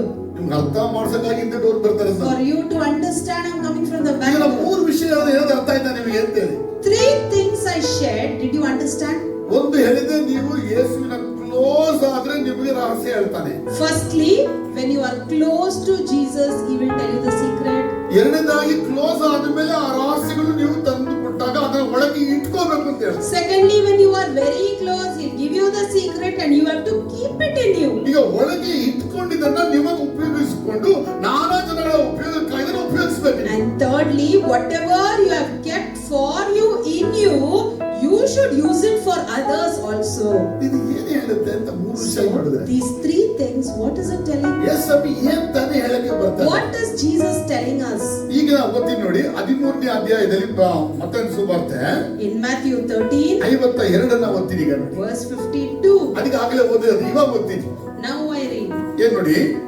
ಆಗ ಆತನು ಅವರಿಗೆ, ಹಾ, ಈಗಿರಲಾಗಿ ಪರಲೋಕ ರಾಜ್ಯದ ವಿಷಯವಾಗಿ ಉಪದೇಶ ಹೊಂದಿ ಶಿಕ್ಷಿತನಾದ ಪ್ರತಿಯೊಬ್ಬ ಶಾಸ್ತ್ರ ಉಪದೇಶಗಳು ಮನೆ ಯಜಮಾನನಿಗೆ ಹೋಲಿಕೆಯಾಗಿದ್ದಾನೆ.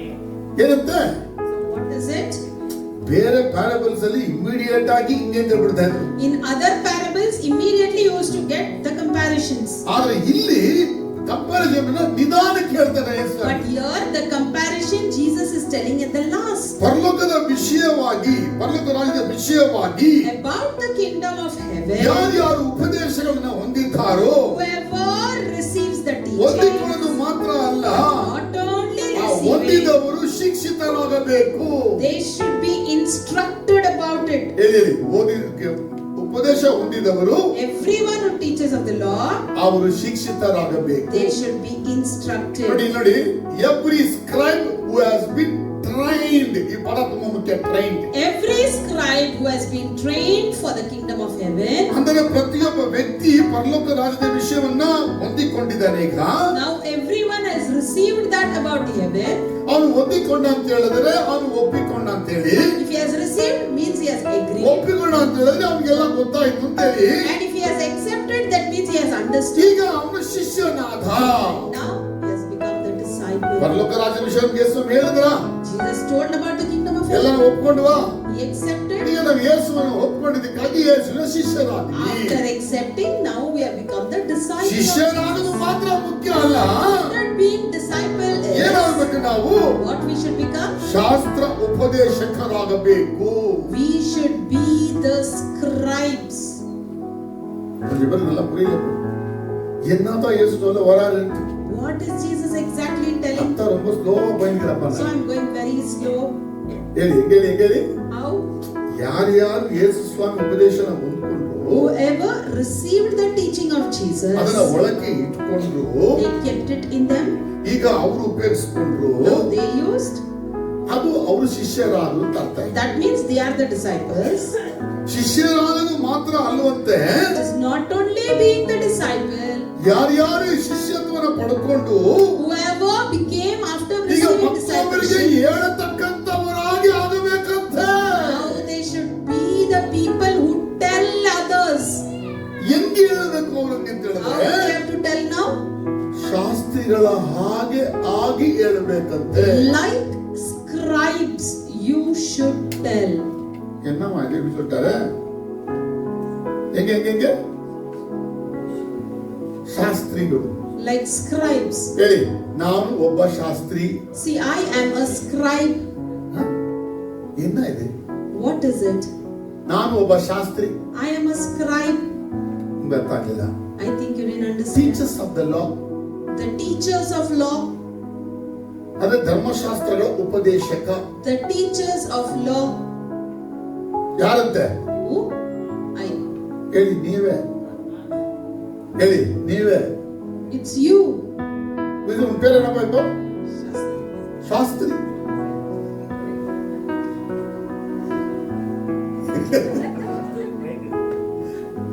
ನೀವೇನು? ಅವತ್ತು ಯೆರೂಸಲೇಮಿನಲ್ಲಿ ಅಥವಾ ಇಸ್ರಾಯೇಲ್ ಜನಗಳಲ್ಲಿ ಶಾಸ್ತ್ರಿಗಳು ಇದ್ರ? On those days in Jerusalem, among the Israelites, there were scribes. ಈ ಶಾಸ್ತ್ರಿಗಳಿಗೆ ಹೆಸರು ಹೀಬ್ರದಲ್ಲಿ ಏನು? So for these scribes, what do they call them in Hebrew? ಸೋಫರ್. Sofer. SOFER. SOFER. ಹೇಳಿ ಸೋಫರ್. Sofer. ಹೇಳಿ ಸೋಫರ್. Sofer. ಯಾರು ಸೋಫರ್? Who is a sofer? ಚಲೋ ಹೇಳ್ತೀನಿ ನಾನು ಸೋಫರ್. I am sofer. ಅದಿದ ಸೋಫರ್. I am sofer. ನೀಗಲ್ಲ ಸೋಫರ್ ಗೋ. You all are sofer. Greek ಅಲ್ಲಿ ಚೊಲ್ಲ ரொம்ப கஷ்டமாகுது. In Greek it is little difficult. ಗ್ರಾಮೆಟೆಸ್. Grammateus. ಗ್ರಾಮೆಟೆಸ್. Grammateus. ಗ್ರಾಮೆಟೆಸ್. Grammateus. ಯಾ ಗ್ರಾಮೆಟೆಸ್? Who is Grammateus? ನೀಗದ ಗ್ರಾಮೆಟೆಸ್. It's you. ಈಸಿ ಇಬ್ರಲ್ಲಿ. In Hebrew it's easy. ಸೋಫರ್. Chauffeur. ಯಾರು ಸೋಫರ್? Who is a chauffeur? ಇಲ್ಲಿ ಕುಂತಿರೋ ಒಬ್ಬೊಬ್ಬರು ಕೂಡ ಸೋಫರ್. Each and everyone seated here is chauffeur. ಯೇಸು ಕ್ರಿಸ್ತನನ್ನ ಒಪ್ಪಿಕೊಂಡು After accepting Jesus, ಅವರ ರಹಸ್ಯಗಳನ್ನ ತಿಳಿದುಕೊಂಡು after knowing his ಅದನ್ನು secret, ತಮ್ಮ ಹೃದಯದಲ್ಲಿ ಶೇಖರಣೆ ಮಾಡಿಕೊಂಡು keeping it in your heart, ಅವರಿಗಾಗಿ ಉಪಯೋಗಿಸಿಕೊಂಡವರು using it for him, ಶಿಷ್ಯರುಗಳು, their disciples, ಅದನ್ನು ಮತ್ತೊಬ್ಬರಿಗೆ ಕೊಡುವುದಕ್ಕೆ ಶಕ್ತರಾದವರು, and one who are capable to give it to others, ಶಕ್ತರಾಗಲೇಬೇಕು. who should be ಅವರೆಲ್ಲ capable. ಸೋಫರ್ಗಳು. They all are chauffeurs. God's kingdom ಅಲ್ಲಿ ಇರ್ತಕ್ಕಂತ plan of god ಹೇಗಿದೆ ನೋಡಿ. You see, in God's kingdom, what is the plan of God? Pastor ಮಾತ್ರ ಚರ್ಚಲ್ಲಿ pastor ಆಗಿ ಸಾಯೋ ತನಕ ಇರ್ತಕ್ಕಂಥದ್ದು ಒಳ್ಳೇದೇ ಅಲ್ಲ. Pastor, only pastor retaining, preaching until his death, it is not 3 good. ವರ್ಷನೋ 5 ವರ್ಷನೋ ವಿಶ್ವಾಸಿ ಆಗಿದ್ದಕ್ಕೆ okay. 3 years or 5 years you can be as a believer. It's ಆಮೇಲೆ okay. ನೀವು ಕೂಡ ಸ್ಕ್ರೈಬ್ ಆಗಿ ಹೋಗಿ ಒಂದು ಚರ್ಚ್ ನಡೆಸಬೇಕು. Then you also should go as a scribe and lead a church. ಅರೆ ನಮ್ಮ ಕಾಲ ಜನಗಳೇನು ಹೇಳ್ಕೊಟ್ರು ಅಂತ ಹೇಳಿದ್ರೆ, But in our time, what the people thought ಸಾಯೋ was, ತನಕ ನೀವು ವಿಶ್ವಾಸಿ, till you die you are a believer, ಸಾಯೋ ತನಕ ನಾನು pastor. till I die I am a pastor. ಇದರಿಂದ ಯಾರಿಗೂ ಕೂಡ ಬೈಬಲ್ ಏನಾಗಲಿಲ್ಲ. By this, the Bible was not understood by all. ವಿಶ್ವಾಸಿಗಳಾಗಿ ಎಲ್ಲರಿಗೂ ಇಟ್ಟಾಯ್ತು. Everyone as believers they ನಾನು were ಪಾಸ್ಟರ್ ಆಗಿ ಆಯ್ತು. and even pastor was like ಈಗ pastor. ನಂದು ನಿಮ್ದು ಅನ್ನೋದು. My business is mine and your business is ಇದರಿಂದ yours. ಸಭೆ ಬೆಳೆಯೋದಿಲ್ಲ, The church will not grow. ಜನರು ರಕ್ಷಣೆಗೆ ಬರೋದಿಲ್ಲ, People will not be saved. ನೀವು ಬೆಳೆಯೋದಿಲ್ಲ, You will also ನೀವು not. ಪರಲೋಕ ಹೋಗೋದು ಕೂಡ ಕಷ್ಟ. And you going to heaven is also difficult. ಇವತ್ತು ಕಲ್ತ್ರಿ, Today you learn, 60 ವರ್ಷಕ್ಕೆ ಮರ್ತು ಹೋದ್ರಿ, and for 60 years you forgot. 70ಕ್ಕೆ ಇನ್ನೂ ಮರ್ತು ಹೋದ್ರಿ, 70 you forgot. 80 ಬೈಬಲೇ ಗೊತ್ತಿಲ್ಲ. And in 80s you don't know the Bible Bible. ಗೊತ್ತು, ರಕ್ಷಣೆ ಆಗಿದೆ, ರಕ್ಷಣೆ ಆಗಿದೆ, ರಕ್ಷಣೆ ಆಗಿದೆ. You only know one truth, that you are saved. ಹೇಳಿದ್ರೆ ಮೆಮೊರಿ ಇಲ್ಲ ಅಂತ ಹೇಳಿ. And then last you say I don't have memory. ಇದಕ್ಕೇನ್ ಕಾರಣ ಅಂದ್ರೆ The reason is ನಾವು ಸ್ಕ್ರೈಬ್ ಸೋಫರ್ ಆಗಲಿಲ್ಲ. we did not become a scribe or a sofer. ಹಾಗಾದ್ರೆ scribe ಅನ್ನೋರು ಬೈಬಲ್ ಅಲ್ಲಿ ಇದ್ದಾರಾ? So are there scribes in the Bible? Bible ಅಲ್ಲಿ ಸ್ಕ್ರೈಬ್ಗಳು ಇದ್ದಾರಾ? Are there scribes in the Bible? ಸತ್ಯವೇದದಲ್ಲಿ ಸ್ಕ್ರೈಬ್ಗಳು ಇದ್ದಾರೆ. Yes, there are. ಹೇಳಿ ಸತ್ಯವೇದದಲ್ಲಿ ಸ್ಕ್ರೈಬ್ಗಳು. There are scribes in the ಹೇಳಿ Bible. ಸತ್ಯವೇದದಲ್ಲಿ ಸ್ಕ್ರೈಬ್ಗಳು ಇದ್ದಾರೆ. There are scribes in the Bible. ಮಾಹಿತಿ ಹೇಳ್ರಿ, ಸ್ಕ್ರೈಬ್ಗಳು ಇದ್ದಾರೆ. ಈ ಸ್ಕ್ರೈಬ್ಗಳು ಯಾರಾಗಬಹುದು ಅಂತ ಹೇಳಿದ್ರೆ, Who these scribes Levi are? ವಂಶದವರಲ್ಲಿ ಅನೇಕರು ಸ್ಕ್ರೈಬ್ಗಳಾಗಿರೋದು ಉಂಟು. Among the Levies, many people were scribes. ಧರ್ಮಶಾಸ್ತ್ರ ಯಾರ ಕೈಗೆ ಕೊಡಲಾಗಿತ್ತು? In whose hands the laws were given? ಲೇವಿಯರ ಕೈಗಳಿಗೆ ಕೊಡಲಾಗಿತ್ತು. In the hands of the Levies. ಧರ್ಮಶಾಸ್ತ್ರ ಯಾರನ್ನ ಕೇಳ್ಕೋಬೇಕು? From whom they have to listen? ಲೇವಿಯರ ಕೈಯಲ್ಲಿ ಕೇಳ್ಕೋಬೇಕು. Through the Levies they were ಅದು supposed to listen. ದೇವರ ಕಟ್ಟಳೆ ಮತ್ತು ಆಜ್ಞೆ. That was the commandment and the law of ಅದಕ್ಕೆ God. ಲೇವಿಯರು ಧರ್ಮಶಾಸ್ತ್ರನ ಒತ್ತುಕೊಂಡು So the Levies were ಅವರು carrying these laws ಸಮಾಜದಿಂದ ಎಲ್ಲಾ ಜನರಿಗೆ ಸಾರ್ತಾ ಇದ್ರು. and they were sharing it to the people in the society. ಒಬ್ಬ ಲೇವಿ ಆಗಿರ್ತಕ್ಕಂಥ ಸಮುವೇಲನು ಕೂಡ Even a Levi called Samuel, Israel ದೇಶವನ್ನು 4 ಭಾಗ ಮಾಡಿ he divided Israel into 4 ಅವರು portions. ಅಲ್ಲಲ್ಲಿ ಹೋಗಿ ಕುಳಿತು ಲೇವಿಯರಿಗೆ ಉಪದೇಶ ಮಾಡಿ He went and he preached the ಆ Levies, ಲೇವಿಯರ ಮುಖಾಂತರವಾಗಿ ಇಡೀ ಸಮಾಜಕ್ಕೆ ದೇವರ ವಿಷಯ. and through the Levies he made everyone know about God. ಅದು ಸ್ಕ್ರೈಬ್ಗಳು ಹೆಚ್ಚಾಗಿ ಬರತಕ್ಕಂಥದ್ದು ಈ ಲೇವಿ ಲೇವಿ ವಂಶದಲ್ಲೇ. So the scribes will come more from these Levis. ಈ ಸ್ಕ್ರೈಬ್ಗಳು ಅಂದ್ರೆ ಏನು ಹಾಗಾದ್ರೆ? So what does this scribe means? ಮೋಶೆ ಕಾಲದಲ್ಲಿ ಇದ್ರ ಅಂತ. During the time of Moses were they ಮೋಶೆ there? ಕಾಲದಲ್ಲಿ ಇಲ್ಲ. No, they were not. ಮೋಶೆಗೆ ದೇವರು ಎಲ್ಲವನ್ನು ಬರೆದು ಎಲ್ಲವನ್ನು ಕೊಟ್ಟು ಅವನ ಮುಖಾಂತರ ಸಮಾಜಕ್ಕೆ ಕೊಡ್ತಾರೆ. Because God wrote everything and hand over everything to Moses, and through him only we ಮೋಶೆ ಕಾಲ ಆದ ನಂತರ after Moses ಈ period, ಸ್ಕ್ರೈಬ್ಗಳು ಬೇಕಾದದ್ದು ಅವಶ್ಯಕತೆ ಆಯಿತು. the need of scribe was wanted. ಸ್ಕ್ರೈಬ್ಗಳು ಅಂದ್ರೆ ಯಾರು? Who are the scribes? ಅರಸನಿಗೆ ಸಹಾಯ ಮಾಡುವ ಸೆಕ್ರೆಟರಿಗಳು ಸ್ಕ್ರೈಬ್ಗಳಾಗಿದ್ದಾರೆ. The king's assistants were scribes. ಅರಸನ ಬಗ್ಗೆ ಅಲ್ಲ, ರಾಜ್ಯದ ಬಗ್ಗೆ ಅಲ್ಲ, ಬರೆದು ನೋಟ್ ಮಾಡಿ ಶೇಖರಣೆ ಮಾಡಿ ಇಡ್ತಕ್ಕಂಥ. They were the people who used to write the history about the king, whatever he has done, and they used to record it. ಈಗ ಪ್ರವಾದಿಗಳಿಗೂ ಕೂಡ ಕೆಲವು ಸ್ಕ್ರೈಬ್ಗಳಿದ್ದರು. During the time of prophets also there were few scribes. ಯೆರೆಮೀಯನಿಗೆ ಬಾರುಕ ಅಂತ ಒಬ್ಬ ವ್ಯಕ್ತಿ ಬರೀತಾ ಇದ್ದಲ್ಲ. And for Jeremiah there was a name called Baruch. He used to write. ಅವನು ಒಬ್ಬ scribe. Even he was a scribe. ಅರ್ಧ ಸ್ಕ್ರೈಬ್ಗಳು ಆ ಕಾಲದಲ್ಲಿ ಇದ್ದರು. So the scribes were there on those days. ಆದರೆ ಬಾಬಿಲೋನಿಗೆ ಹೋದಾಗ ಏನಾಯ್ತು ಅಂತ ಹೇಳಿದ್ರೆ, Once they were captivated to Babylon, Israel ಜನಗಳ ಸತ್ಯವೇದ ಏನಾಯ್ತು ಅಂತ ಗೊತ್ತಿಲ್ಲ. the Israelites didn't know what happened to their scripture there. 11 ಕುಲಗಳು ನಾಶ ಆಗೋಯ್ತು. 11 tribes got ಉಳಿದಿದ್ದು destroyed. ಯಹೂದ ಕುಲ ಮಾತ್ರ. Only Judah tribe was ಅವರನ್ನ rescued. ಬಾಬಿಲೋನಿಗೆ ಸೆರೆ ಹೋದರು. And they were captivated to Babylon. ಹೋದವರು ಯಾರು ಕೂಡ ಬರಲಿಲ್ಲ, ಎಲ್ಲರೂ ಸತ್ತು. And one who went, no one came, everyone was dead. ಬಂದಿರೋ ಸಂತತಿ ಹೊಸ ಸಂತತಿ ಬಾಬಿಲೋನಿಂದ ಹಿಂದಿರುಗಿ ಯೆರೂಸಲೇಮಿಗೆ And ಬಂದರು. from Babylon, one new generation is coming to ಅವ್ರಿಗೆ Jerusalem. ಧರ್ಮಶಾಸ್ತ್ರ ಬೇಕು. They need the law. ಧರ್ಮಶಾಸ್ತ್ರ ಎಲ್ಲಿದೆ? But where is it? ಇದೆ. It's there. ಯಾರ ಹತ್ರ ಇದೆ? But with whom it is? ಮುಖ್ಯವಾದಂತ ವ್ಯಕ್ತಿಗಳು ಇಲ್ವಲ್ಲ. There are no prominent people there. ಈ ಸಾಲೋಮನ ಆಲಯವನ್ನು ನಾಶ ಮಾಡಿ They destroyed the temple of Solomon. ಅವತ್ತು ಸೆರೆ ಹೋದಂತ ಆ ಬಾಬಿಲೋನಿಗೆ ಹೋದಂತ ಯಹೂದ್ಯರುಗಳು, And the Jews who were captivated by the Babylonians. ಅವರಲ್ಲಿ ಯಾರಾದ್ರೂ ಯಾಜಕರುಗಳ ಬಳಿಯಲ್ಲಿಯೇ ಧರ್ಮಶಾಸ್ತ್ರ ಇದ್ದಿರಬೇಕು. The law might be with some of the priests who were captivated. ಧರ್ಮಶಾಸ್ತ್ರವು ಯಾಜಕರುಗಳ ಅಧೀನದಲ್ಲಿ ಕೊಡಲ್ಪಟ್ಟಿದೆ. Because the law was under the in charge of the priests. ಅವತ್ತು ಸಾಲೋಮನ ಕಾಲದಲ್ಲಿ ಮಹಾಯಾಜಕನಾಗಿದ್ದವನು ಯಾರಾಗಾದ್ರೆ? So during the time of Solomon, who was the high priest? ಅವನ ಹೆಸರು ಸೆರಾಯ ಎಂಬುದಾಗಿ. His name was Seraiah. ಅವನ ವಂಶವು ಕೂಡ ಸೆರೆ ಹೋಗಿತ್ತಲ್ಲಿಗೆ. Even his family was being ಆ captive. ಸೆರಾಯನ ವಂಶದಲ್ಲಿಯೇ ಬಂದವನೇ ಎಜ್ರಾ ಅಂತಕ್ಕಂಥ. And in that Seraiah's genealogy, we see Ezra coming. ಸೆರಾಯನ ಮಗ ಅಲ್ಲ ಅವನು. He is not Seraiah's ಆ son. ವಂಶದಲ್ಲಿ In ಬಂದವನು. that genealogy, he was ಅವನೇ born. ಎಜ್ರಾ ಅಂತ ಹೇಳಿ. He is ಅವನು Ezra. ಹುಟ್ಟಿದ ಎಲ್ಲಿ ಅಂತ ಹೇಳಿದ್ರೆ Where was he born? ಬಾಬಿಲೋನಲ್ಲಿ ಹುಟ್ಟಿದ. Born in Babylon, ಯೆರೂಸಲೇಮ್ ಅಂತೂ ಅಲ್ಲ. not in Jerusalem. ಯೆಹೋವ ಗೊತ್ತಾದ್ರೆ ಗೊತ್ತಿಲ್ಲ.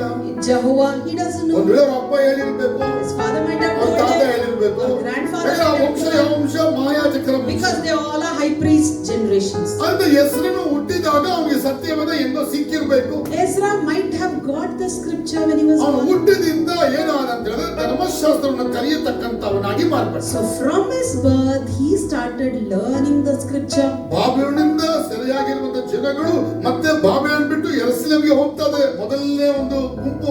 So from Babylon, the first group, they were captivated. Now they are returning to Jerusalem. ದೇವಾಲಯ ಕಟ್ಟಕ್ಕಾಗಿ ಹೋಗ್ತಾ ಇದ್ದಾರೆ. They are returning to build the ಆಗ temple. ಹೆಸರು ಹೋಗಲೇ ಇಲ್ಲ. Ezra didn't go. ಯಾಕೆ ಹೋಗಿಲ್ಲ ಅಂತ ಚರಿತ್ರೆ ಹೇಳುತ್ತದೆ. The history tells why. ಅವನು ಧರ್ಮಶಾಸ್ತ್ರವನ್ನು ಕಲಿಯುತ್ತಾ ಇದ್ದ. Still he was learning the scripture. ದೇವರು ಆಲಯ ಕಟ್ಟಕ್ಕೆ ಜನ ಹೋದರು. To build the temple, people went. ಆಲಯ ಕಟ್ತಾರೆ, ಧರ್ಮಶಾಸ್ತ್ರ ಇಲ್ಲ. And they are building the temple, but ಆಲಯ ಕಟ್ತಾರೆ, ಬೋಧನೆಗಳೇ ಇಲ್ಲ. they are building the temple, no ಆಲಯ ಕಟ್ತಾರೆ, churches. ದೇವರ ಕಾರ್ಯಗಳೇ ಇಲ್ಲ. They are building the temple, no ಅದಕ್ಕೆ churches. ಆಲಯ ಕಟ್ಟಿಗೆ ಹೋದವರು ಏನಾಗ್ಬಿಟ್ರು? So the people who went to build the temple, what bore happened? ಹೊಡಿತವ್ರಿಗೆ ತುಂಬ ಬರೀ ಆಲಯನೇ ಕಟ್ಟದು ಯಾಕೆ ಅಂತ. They were bored. Why only building temple? ಅದಕ್ಕಾಗಿ ಹೋಗಿ ಅವ್ರ ಮನೆ ಕಟ್ಟಕ್ಕೆ ಸ್ಟಾರ್ಟ್ ಮಾಡ್ರು. So they started and built their houses. Church ಕಟ್ಟಕ್ಕೆ ಹೋದವ್ರಲ್ಲ ಮನೆ ಕಟ್ಟಕ್ಕೆ ಸ್ಟಾರ್ಟ್ ಆದ್ರು. People who went to build church built their church houses. ಪಾಳು ಬಿದ್ರು ಕೂಡ ಅವ್ರಿಗೆ ಚಿಂತೆ ಇಲ್ಲ, ನಮ್ಮನೆ ಕಟ್ಟೋಣ ಬನ್ನಿ Now ಅಂತ the ಹೇಳ್ಬಿಟ್ಟು. church is in ruined condition. They are not worried ಯಾಕೆ ಅಂದ್ರೆ ಉಪದೇಶಕರುಗಳು ಅಲ್ಲಿ ಇರ್ಲಿಲ್ಲ. because there were no teachers. ಧರ್ಮಶಾಸ್ತ್ರ ಬೋಧಿಸೋರು ಇರ್ಲಿಲ್ಲ. There were no teachers. ಎರಡನೇ ಬಾರಿ ಬಾಬಿಲೋನಿಂದ ಮತ್ತೆ ಯೆರೂಸಲೇಮಿಗೆ ಬರ್ತಾರೆ ನೋಡಿ. Second time from Babylon they are coming to Jerusalem. ಆಗ ರಾಜನೇ ಹೆಸರನ್ನ ಕರೆದು ಅವನಿಗೆ ಅಧಿಕಾರ, ಗೌರವ ಅಧಿಕಾರ ಕೊಟ್ಟು ನೀನು ಹೋಗಿ ಧರ್ಮಶಾಸ್ತ್ರ ಹೇಳ್ಕೊಡೋದು ಕಳಿಸ್ತಾನೆ. And the king himself will call Ezra and tell, you go and teach the people the law. ಹೆಸರ ಹೋಗ್ತಾ ಇರೋದು ಬಾಬಿಲೋನಿಂದ ಯೆರೂಸಲೇಮಿಗೆ ಯಾಕೆ ಅಂತ ಹೇಳಿದ್ರೆ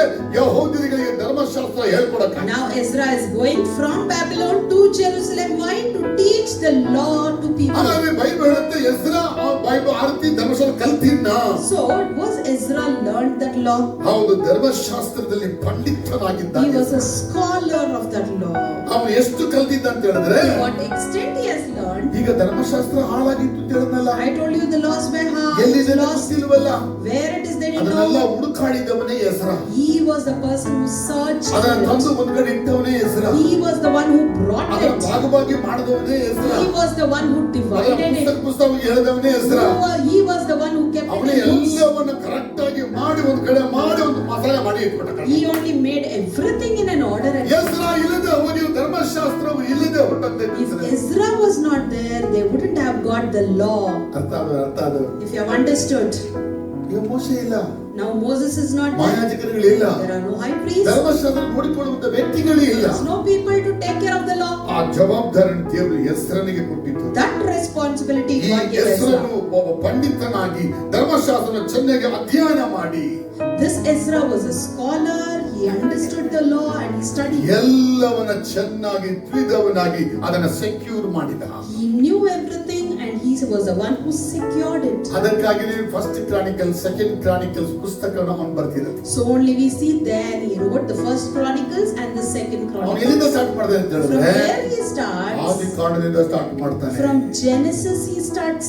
ಆದಿ ಕಾಂಡ ಸ್ಟಾರ್ಟ್ ಮಾಡ್ತಾನೆ ಅಂತ ಹೇಳಿದ್ರೆ, Genesis he starts. ಅವನು ಎಲ್ಲ ಚೆನ್ನಾಗಿ ಆಳವಾಗಿ ಬರ್ತಾನೆ. He knew everything in depth. He had read. ಸತ್ಯವೇದದಲ್ಲಿ ಮೋಶೆ ಧರ್ಮಶಾಸ್ತ್ರ ಕೊಟ್ಟ, In the scripture we see Moses gave the law. ಆದ್ರೆ ಇವನು ಕಳೆದು ಹೋದ ಧರ್ಮಶಾಸ್ತ್ರ ಹುಡುಕಿ ಮತ್ತು ತಂದು ಜನಗಳಿಗೆ ಬೋಧಿಸಿದ. But Ezra, the law which was lost, he went and searched it, made it in order and preached ಯಾವ to ರೀತಿ people. ಮೋಶೆ ಸತ್ಯವೇದದಲ್ಲಿ ಭಾರಿ ಮುಖ್ಯವಾಗಿ ಇಸ್ರಾಯೇಲಿಗಳಿಗೆ, How Moses is very important for the Israelites in ಅದೇ that.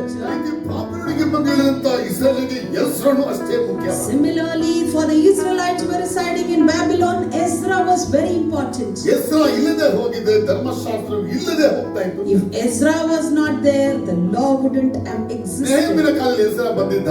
During the time of Nehemiah, ಆಗ Ezra came. ಎಸ್ರನು ಬಂದು ಮಾತಾಡಕ್ಕಾಗಿ ಅವತ್ತೇ ಮೊದಲಾಗಿ ಫುಲ್ ಪೀಟ್ ಅನ್ನ ಮಾಡಿಕೊಡಲಾಗಿತ್ತು. And that was the first fulfillment made for Ezra to come and ಅದು speak. ಉಡ್ಡಲೆ ಮಾಡಿದ್ರು ನೇಮಿ ಎಂಬುದಾಗಿ ಬರೆಯಲ್ಪಟ್ಟಿದೆ. Nehemiah had made that fulfillment in wood. ಅದಕ್ಕಿಂತ ಮುಂಚೆ ಫುಲ್ ಪೀಟ್ಗಳೇ ಇರಲಿಲ್ಲ. Before that, we didn't have this fulfillment. ನೇಮಿಯ ಕಂಡಿಡಿದು ಮಾಡ್ಕೊಟ್ಟಿದ್ದು. Nehemiah is the inventor. ಅದ್ರ ಮೇಲೆ ನಿಂತ್ಕೊಂಡು ಎಸ್ರ ದೇವರ ವಾಕ್ಯ ಬೆಳಗಿಂದ ಸಂಜೆ ತನಕ ಮಾತಾಡಿದ. Now Ezra stood in that fulfillment and he spoke from morning to evening. ಆರಾಧನೆ ಮಾಡ್ದ ಅಂತ. Did he worship there? ಆರಾಧನೆ ಲಾಸ್ಟ್ ಮಾಡಿದ. He worshipped last. First he shared the ಅವನ word. ಮಾತುಗಳು ಕೇಳಿದಂತ ಜನಗಳು ಮನ ತಿರುಗಿ, People who heard his words repented. ಮುಖ್ಯವಾಗಿ ಜನಗಳು ಅನ್ಯರನ್ನ ಮದುವೆ ಆಗ್ಬಿಟ್ಟಿದ್ರು. Earlier they got married to ಬೇರೆ Gentiles. ಬೇರೆ ಜಾತಿಯರನ್ನ ಮದುವೆ ಆಗ್ಬಿಟ್ಟಿದ್ರು. Different religion people they got married. ಹೆಸರನ್ನ ಮಾತು ಕೇಳಿ ಜನಗಳು ಮನ ತಿರುಗಿದರು. By listening to Ezra, people repented. ಅಲ್ಲಿ ದೊಡ್ಡ ಉಜ್ಜೀವನೆ And ಉಂಟಾಯಿತು. their mighty revival ಹೇಳಿ happened. ಜಯಮಾಡಿ ಆಮೇಲೆ ನೋಡೋಣ ಒಂದ್ಸತಿ ಕೂಡ. Amen. ಹೇಳಿ ಒಂದ್ಸತಿ ಕೂಡ ಹಾಲೆಲೂಯಾ ಅಂತ ಹೇಳಿ. Hallelujah. ಅರ್ಥ ಆದ್ರೆ ಹೇಳಿ. ಹಾಗಾದ್ರೆ ದೇವರು ಇವತ್ತು ಯೇಸು ಸ್ವಾಮಿ ನಮ್ಮನ್ನ ಯಾವ ರೀತಿ ಆಗಬೇಕು ಇಷ್ಟಪಡ್ತಾನೆ. So, in what way we should become is the wish of God. ಈಗ ಕೂಡ ಸತ್ಯವೇದ ಎಲ್ಲರ ಕೈಯಲ್ಲಿ ಇದೆ. Even now, everyone has Bible. ಸತ್ಯದ ವೇಳೆ ಒಳಗಿರ್ತಕ್ಕಂಥ ಅನೇಕ ವಾಕ್ಯಗಳು ಎಲ್ಲ ತೆಗೆಯಲ್ಪಟ್ಟಿದೆ. And many words from the scriptures already taken out. ಕೆಲವರು ಬೈಬಲ್ ಓದ್ಬಿಟ್ಟು ಹಿಂಗೆ ಅಂತ ಹೇಳುವಾಗ ನಾವು ಜೋಪಾನ ವಹಿಸಬೇಕು. Some people they may interpret the words and tell differently. We should be very careful. NIV ಇರ್ತಕ್ಕಂಥ ಬೈಬಲ್ ಅನೇಕ ವಾಕ್ಯಗಳು ತೆಗೆಯಲಾಯಿತು. In NIV Bible, many words are already taken out. Hebrew Bible ಚೆನ್ನಾಗಿ ಗೊತ್ತಿದ್ರೆ ಮಾತ್ರವೇ ನಿಮ್ಮ Bible correct. Only if you know the Hebrew Bible clearly, your Bible is correct. ಯಾಕಂದ್ರೆ Hebrew Bible ಅನ್ನ ಯಾರು ಬದಲಾಯಿಸಕ್ಕೆ ಯಹೂದ್ಯರು ಬಿಡೋದಿಲ್ಲ. Because the Jews will not let anyone to change that. ನಮ್ಮ Hebrew Bible. ಅನ್ಯರಿಗೆ ಹೆಂಗೆ ನಾವೆಲ್ಲ ಅನ್ಯರಲ್ಲಿ ನಾವ್ ಹೆಂಗೆ ಅಂತಂದ್ರೆ ಇದಕ್ಕೆ ಅದ ಹಾಕೋದು ಅದಕ್ಕೆ ಇದು ಹಾಕೋದು. We are Gentiles, we just interchange and put something. ಆದ್ರೆ ಇಸ್ರಾಯೇಲರುಗಳ ಹೀಬ್ರೂ ಬೈಬಲ್ ಅನ್ನ ಯಾರಿಗೂ ಬದಲಾಯಿಸಕ್ಕೆ ಅವ್ರು ಬಿಡೋದಿಲ್ಲ. But the Hebrew Bible, they will not let it to change. NIV ಬೈಬಲ್ಗಳಲ್ಲಿ ಅನೇಕ ವಾಕ್ಯಗಳು ತೆಗೆಯಲಾಗಿದೆ. In NIV Bible, many words floods are removed. ಹೇಳಿ ಒಂದು ಆಮೆನ್ ಹಲ್ಲೆಲೂಯಾ. Amen, ಈ hallelujah. ಕಾಲಘಟ್ಟದಲ್ಲಿ ನಾನು ಒಬ್ಬ ಹೆಸರನಾದ್ರೆ ಹೆಂಗಿರಬಹುದು? So in this time, if I am an Ezra, ಹೇಳಿ ನಾನು ಒಬ್ಬ ಹೆಸರನಾದ್ರೆ ಹೆಂಗಿರಬಹುದು? if I am Ezra, how will I be? ಒಂದು ಹೆಸರನಾಗಿ ನಾವು ಆಗಬೇಕಾದ್ರೆ ವಾಕ್ಯಗಳನ್ನು ನಾವು ಚೆನ್ನಾಗಿ ಹೇಳಕ್ಕೆ ಕಲಿಬೇಕು ನಾವು. If I am Ezra, if I have to be Ezra, I have to know the word of God. ಅಂದ್ರೆ ಬೈಬಲೇ ಓದಕ್ಕಿಲ್ಲ ಅಂದ್ರೆ But I don't read Bible means. ಬೈಬಲೇ ಕೇಳಕ್ಕಿಲ್ಲ I ಅಂದ್ರೆ will not listen to Bible. ಹೆಸರು ಆಗ್ತೀರಾ ನೋಡಿ. Can I become Ezra? ಒಬ್ಬ scribe ಆಗ್ತೀರಾ ನೋಡಿ. Can I become a scribe? ಯೇಸುವಿನ ಉದ್ದೇಶ ಏನು? What's the intention of Jesus? ಬಾಬಿಲೋನಿದ್ದಂತ ಕತ್ತಲಿನಂತ ವಿಗ್ರಹಗಳ ಮಧ್ಯದಂತ ಹೆಸರ The Ezra who was in Babylon in the midst of the idols. ಅಲ್ಲಿ ಅವನು ಬದುಕಿ ಬರಕ್ಕೆ ಸಾಧ್ಯನೇ ಆಗಲ್ಲ. ಅಲ್ಲಿ It's very difficult for him to survive. ಅಲ್ಲಿ ಅವನು ಒಬ್ಬ ಶಾಸ್ತ್ರಿಯಾಗಿ ಎದ್ದು ಬಂದವನಂತ ಹೇಳಿದ್ರೆ There he rose as a scribe. ನಾವು ಈ ಕಾಲಘಟ್ಟದಲ್ಲಿ ಯೇಸುವಿನ ಮಗನಾಗಿ ಮಗಳಾಗಿ ಒಬ್ಬ ಶಾಸ್ತ್ರಿಗಳಾಗಿ ಎದ್ದೊಳ್ಳಬೇಕು. So in this time of Jesus Christ, we should raise as a scribe. ನಾವು ಶಾಸ್ತ್ರಿಗಳಾಗಿ ಆಗಬೇಕಾದದ್ದು ದೇವರ ಯೋಚನೆ. It is God's plan that we should raise as scribes. ಹಾಗಾದ್ರೆ ಶಾಸ್ತ್ರಿಗಳು ನಾನು ಆಗಬೇಕು ಮತ್ತೆ ಹೇಳ್ಕೊಂಡು So tell that I have to become a scribe. Shastri ಆಗಬೇಕು ನಾನು. I need to become a scribe. ನಿಮ್ಮ ಮಗಳ ಹೆಸರು ಮೇಲೇನು? All of us have one name. What is that? Shastri ಅಂತ ಹೇಳಿ. Scribe. ಹೀಬ್ರೂ ಹೇಳ್ಬೋದು ಶಾಸ್ತ್ರಿ ಮುಂದೆ ಬರ Shofar. ಸೋಫಾರ್ ಅಂತ Shofar. ಎಲ್ಲ principal. I hope you understood. ಎಲ್ಲಾರು ಅವನ ಮೇಲೆ ಯಾರು ಬರ್ತಾರಮ್ಮ Everyone should become. ಅದು ಜನಗಳಲ್ಲಿ ಇವತ್ತು ಗೊಂದಲ ನಮಗೆ. Now today people, we all have confusions. ಆದ್ರೆ ಬೈಬಲ್ ತುಂಬಾ ಸ್ಪಷ್ಟವಾಗಿ ಹೇಳ್ತದೆ ಪ್ರತಿಯೊಬ್ಬ ದೇವರ ಮಗನು ಮಗಳು Shastri. But Bible clearly says every child of God is a scribe. Shastri ಹೇಗಿರ್ತದ ಹೆಸರ? ಸತ್ಯವೇದವನ್ನ ಚೆನ್ನಾಗಿ ಅಧ್ಯಯನ ಮಾಡಿ ಚೆನ್ನಾಗಿ ಬರೆದು ಚೆನ್ನಾಗಿ ತಿಳಿದು ಚೆನ್ನಾಗಿ ಮೆಲುಕಾಗಿ ತನ್ನ ಒಳಗೆ ಇಟ್ಕೊಂಡಿದ್ದ ಕೇಳೋರಿಗೆಲ್ಲ ಸರಿಯಾಗಿ ಉತ್ತರ ಕೊಡಕ್ಕೆ. How that scribe will be the whole scripture, he will analyze, study, keep everything in depth so that he will be answerable to everyone. ಒಂದು ಹೇಳಿದೆ ರಾಜರುಗಳಿಗೆ ಸೆಕ್ರೆಟರಿ ಆಗಿರೋರು ಅವರು ಸ್ಕ್ರೈಬ್ಗಳೇ. The secretary for the king are also scribes. ಆದ್ರೆ ಧರ್ಮಶಾಸ್ತ್ರ ದೇವರ ವಿಷಯಗಳನ್ನ copy ಮಾಡೋರು, translate ಮಾಡೋರು, interpret ಮಾಡೋರು ಅವರು ಕೂಡ ಶಾಸ್ತ್ರಿಗಳು. And about the law, those who copy, those who interpret, those who write, even they are called as scribes. ಇವತ್ತು ಯೇಸುವೆ ನಮ್ಮನ್ನ ಶಾಸ್ತ್ರಿಗಳಂತ ಕರೀತಾ ಇದ್ರೆ ಏನ್ ಮಾಡ್ಬೇಕಂತ ನಾವು? So today, if Jesus is calling us a scribe, what should we do? ನಾವು ಕೂಡ ಈ ಧರ್ಮಶಾಸ್ತ್ರಗಳನ್ನ ಚೆನ್ನಾಗಿ ಅಧ್ಯಯನ ಮಾಡಿ ಚೆನ್ನಾಗಿ ಕಲಿತು ಅದರ ಅರ್ಥವನ್ನು ತಿಳಿದು ಮತ್ತವರಿಗೆ ಹೇಳೋಕೆ ಸಾಮರ್ಥ್ಯವುಳ್ಳವರಾಗಬೇಕು. Even we should learn the scripture well, know that scripture well, and we should be capable to share that scripture to ಆದ್ರೆ others. ನಾವೇನ್ ಮಾಡ್ತೀವಿ ಅಂತ ಹೇಳಿದ್ರೆ What we do is, Bible ಕಡೆ ಇಂಟ್ರೆಸ್ಟ್ ಕೊಡಕ್ಕಿಲ್ಲ. we won't give much interest to Bible. ಬರೀ message ಕೇಳ್ತಾ ಕೂತ್ಕೊಂಡ್ಬಿಡ್ತೀವಿ We will ನಾವು. only listen to the ಬರೀ ಮೆಸೇಜ್ message. ಕೇಳೋದು ನಮ್ದು We'll only listen. Time pass ಅದು. That's like a time message pass. ಕೇಳೋರು ಟೈಮ್ ಪಾಸ್ ಮಾಡೋರು ಅಂತ ಅರ್ಥ. Those who are listening to those messages are just ಇವ್ರೇನಂದ್ರೆ passing ಕೇಳೋಣ, time. ಅವ್ರೇನಂದ್ರೆ ಕೇಳೋಣ, ಇವ್ರೇನಂದ್ರೆ ಕೇಳೋಣ. Well, let me listen what he says, what she says. ಇದರಿಂದ ಕ್ರೈಸ್ತರೆಲ್ಲ ಟೈಮ್ ಪಾಸ್ ವಿಶ್ವಾಸಿಗಳಾಗ್ಬಿಟ್ಟಿದ್ದಾರೆ. So we all Christians have become a time pass ಇಲ್ಲ ಇಲ್ಲ Christians. ಇಲ್ಲ ಇಲ್ಲ ಇಲ್ಲ. No. ನಾವು ಒಂದು ಮೆಸೇಜ್ ಕೇಳಿದ್ರೆ ನಾವು ಕಲಿತು ಅದನ್ನು ಇಟ್ಟುಕೊಂಡು ಮತ್ತೊಬ್ಬರಿಗೆ ಹೇಳೋ ರೀತಿಯಲ್ಲಿ ನಾವು ಪಂಡಿತರುಗಳಾಗಬೇಕು. If we are listening to some message, we should learn, keep it in us, and we should share it to others. ಇನ್ನೊಂದು ಭಾಷೆ ಹೇಳಿದ್ರೆ ಡಾಕ್ಟರ್ಗಳಾಗಬೇಕು ನಾವು. We should be like doctors. Doctorate in scriptures. We should have the doctorate in scripture. ದೇವರ ವಿಷಯದಲ್ಲಿ ಡಾಕ್ಟರ್ಗಳಾಗಬೇಕು. We should have the doctorate in scripture. ಆಗಕ್ಕಾಗುತ್ತಾ ಆಗಲ್ವಾ? Can we be or not? ಆಗ್ಬೋದು. Yes, you can. ಯಾಕಾಗಲ್ಲ?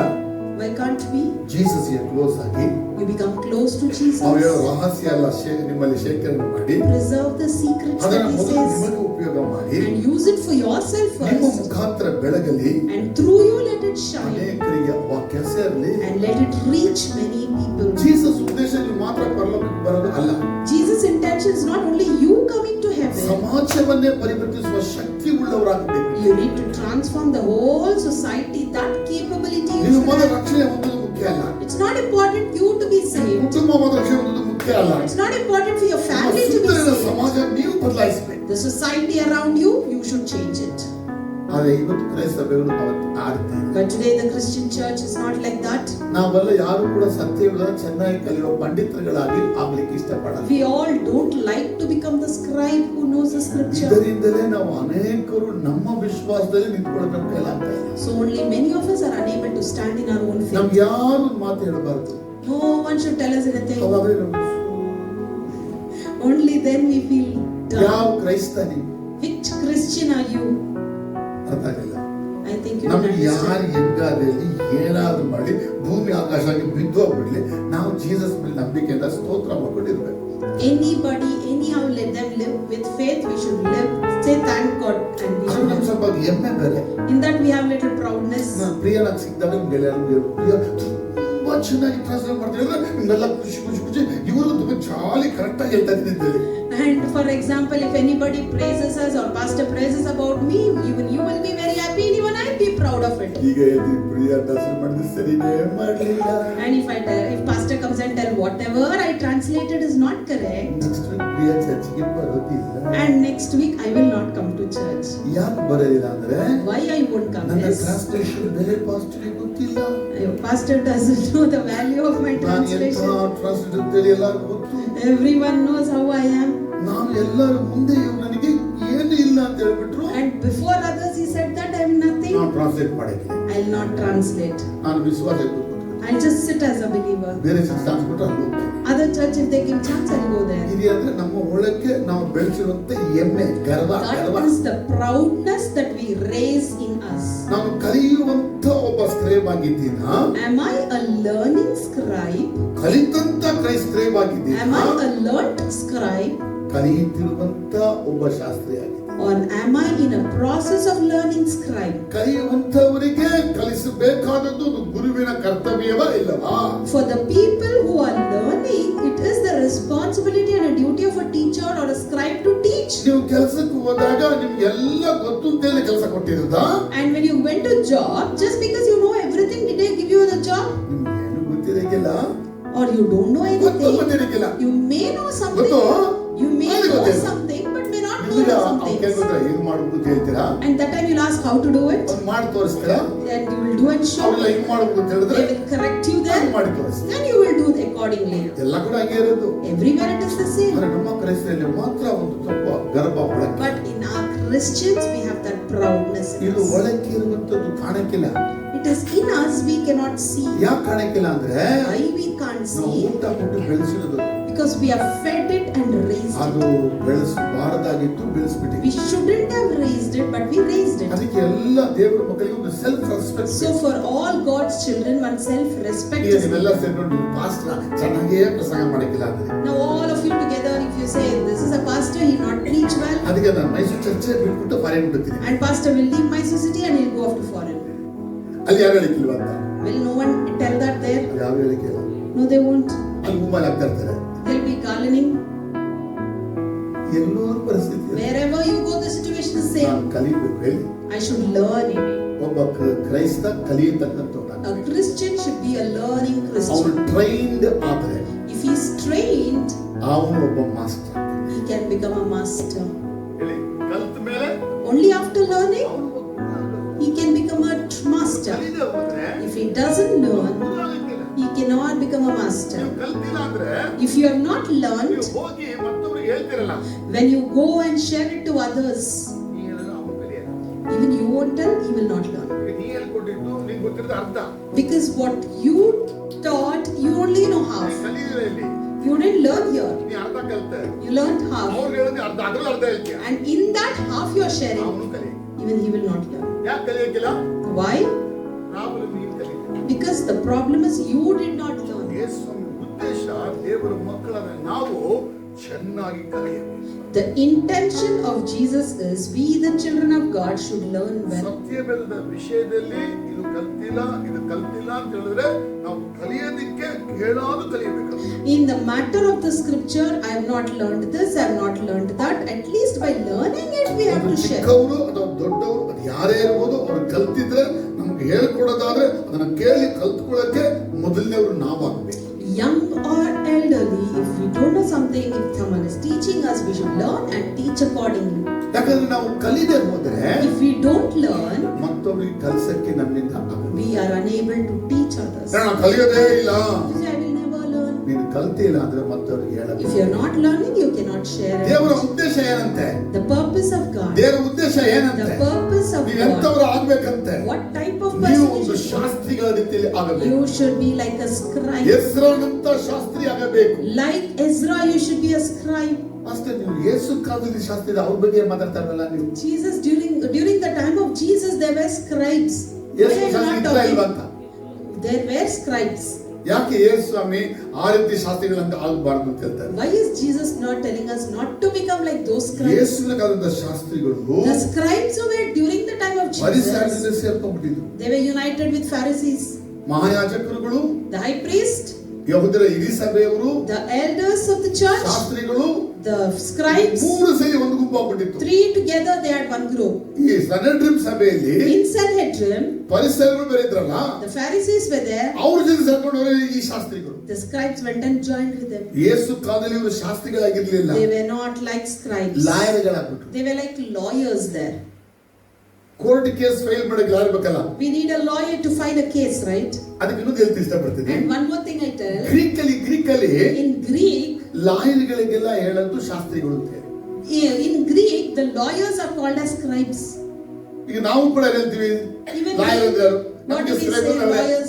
ಈಗ ಅವರಿಗೆ ಲಾಗಳೆಲ್ಲ ಗೊತ್ತು ಅಂತ ಹೇಳಿ Because ಅವ್ರಿಗೆ. they know the law and we say them as ಆದ್ರೆ lawyers. ಇಸ್ರಾಯೇಲಲ್ಲಿ ಶಾಸ್ತ್ರಿಗಳು ಅಂದ್ರೆ ಲಾಯರ್ಗಳಲ್ಲ. But among the Israelites, the lawyers are not scribes. ಧರ್ಮಶಾಸ್ತ್ರಗಳನ್ನು ಚೆನ್ನಾಗಿ ಕಲಿತು ಮತ್ತವರು ಮಾಡಕ್ಕೆ ಹೇಳಿಕೊಡ್ತಕ್ಕಂಥವ್ರು. One who knows, one who learns the scripture and teaches others to know ಅಂದ್ರೆ it. ಯೇಸು ನಮ್ಮನ್ನ ಶಾಸ್ತ್ರಿಗಳಾಗಬೇಕು ಅಂತ ಹೇಳ್ತಾ ಇದ್ದು ಲಾಯರ್ಗಳಾಗಕ್ಕೆ ಹೇಳ್ತಾ ಇಲ್ಲ. So Jesus is telling us we should become scribes but not the lawyers. ದೇವರ ವಿಷಯಗಳನ್ನ ಚೆನ್ನಾಗಿ ತಿಳಿದು ಮತ್ತವರಿಗೆ ಹೇಳಿಕೊಡತಕ್ಕಂಥ ವ್ಯಕ್ತಿಗಳಾಗಬೇಕು ಅಂತ ಹೇಳ್ತಾರೆ. And he is telling in the matter of knowing God, you should learn and you should be the person who tells it to others.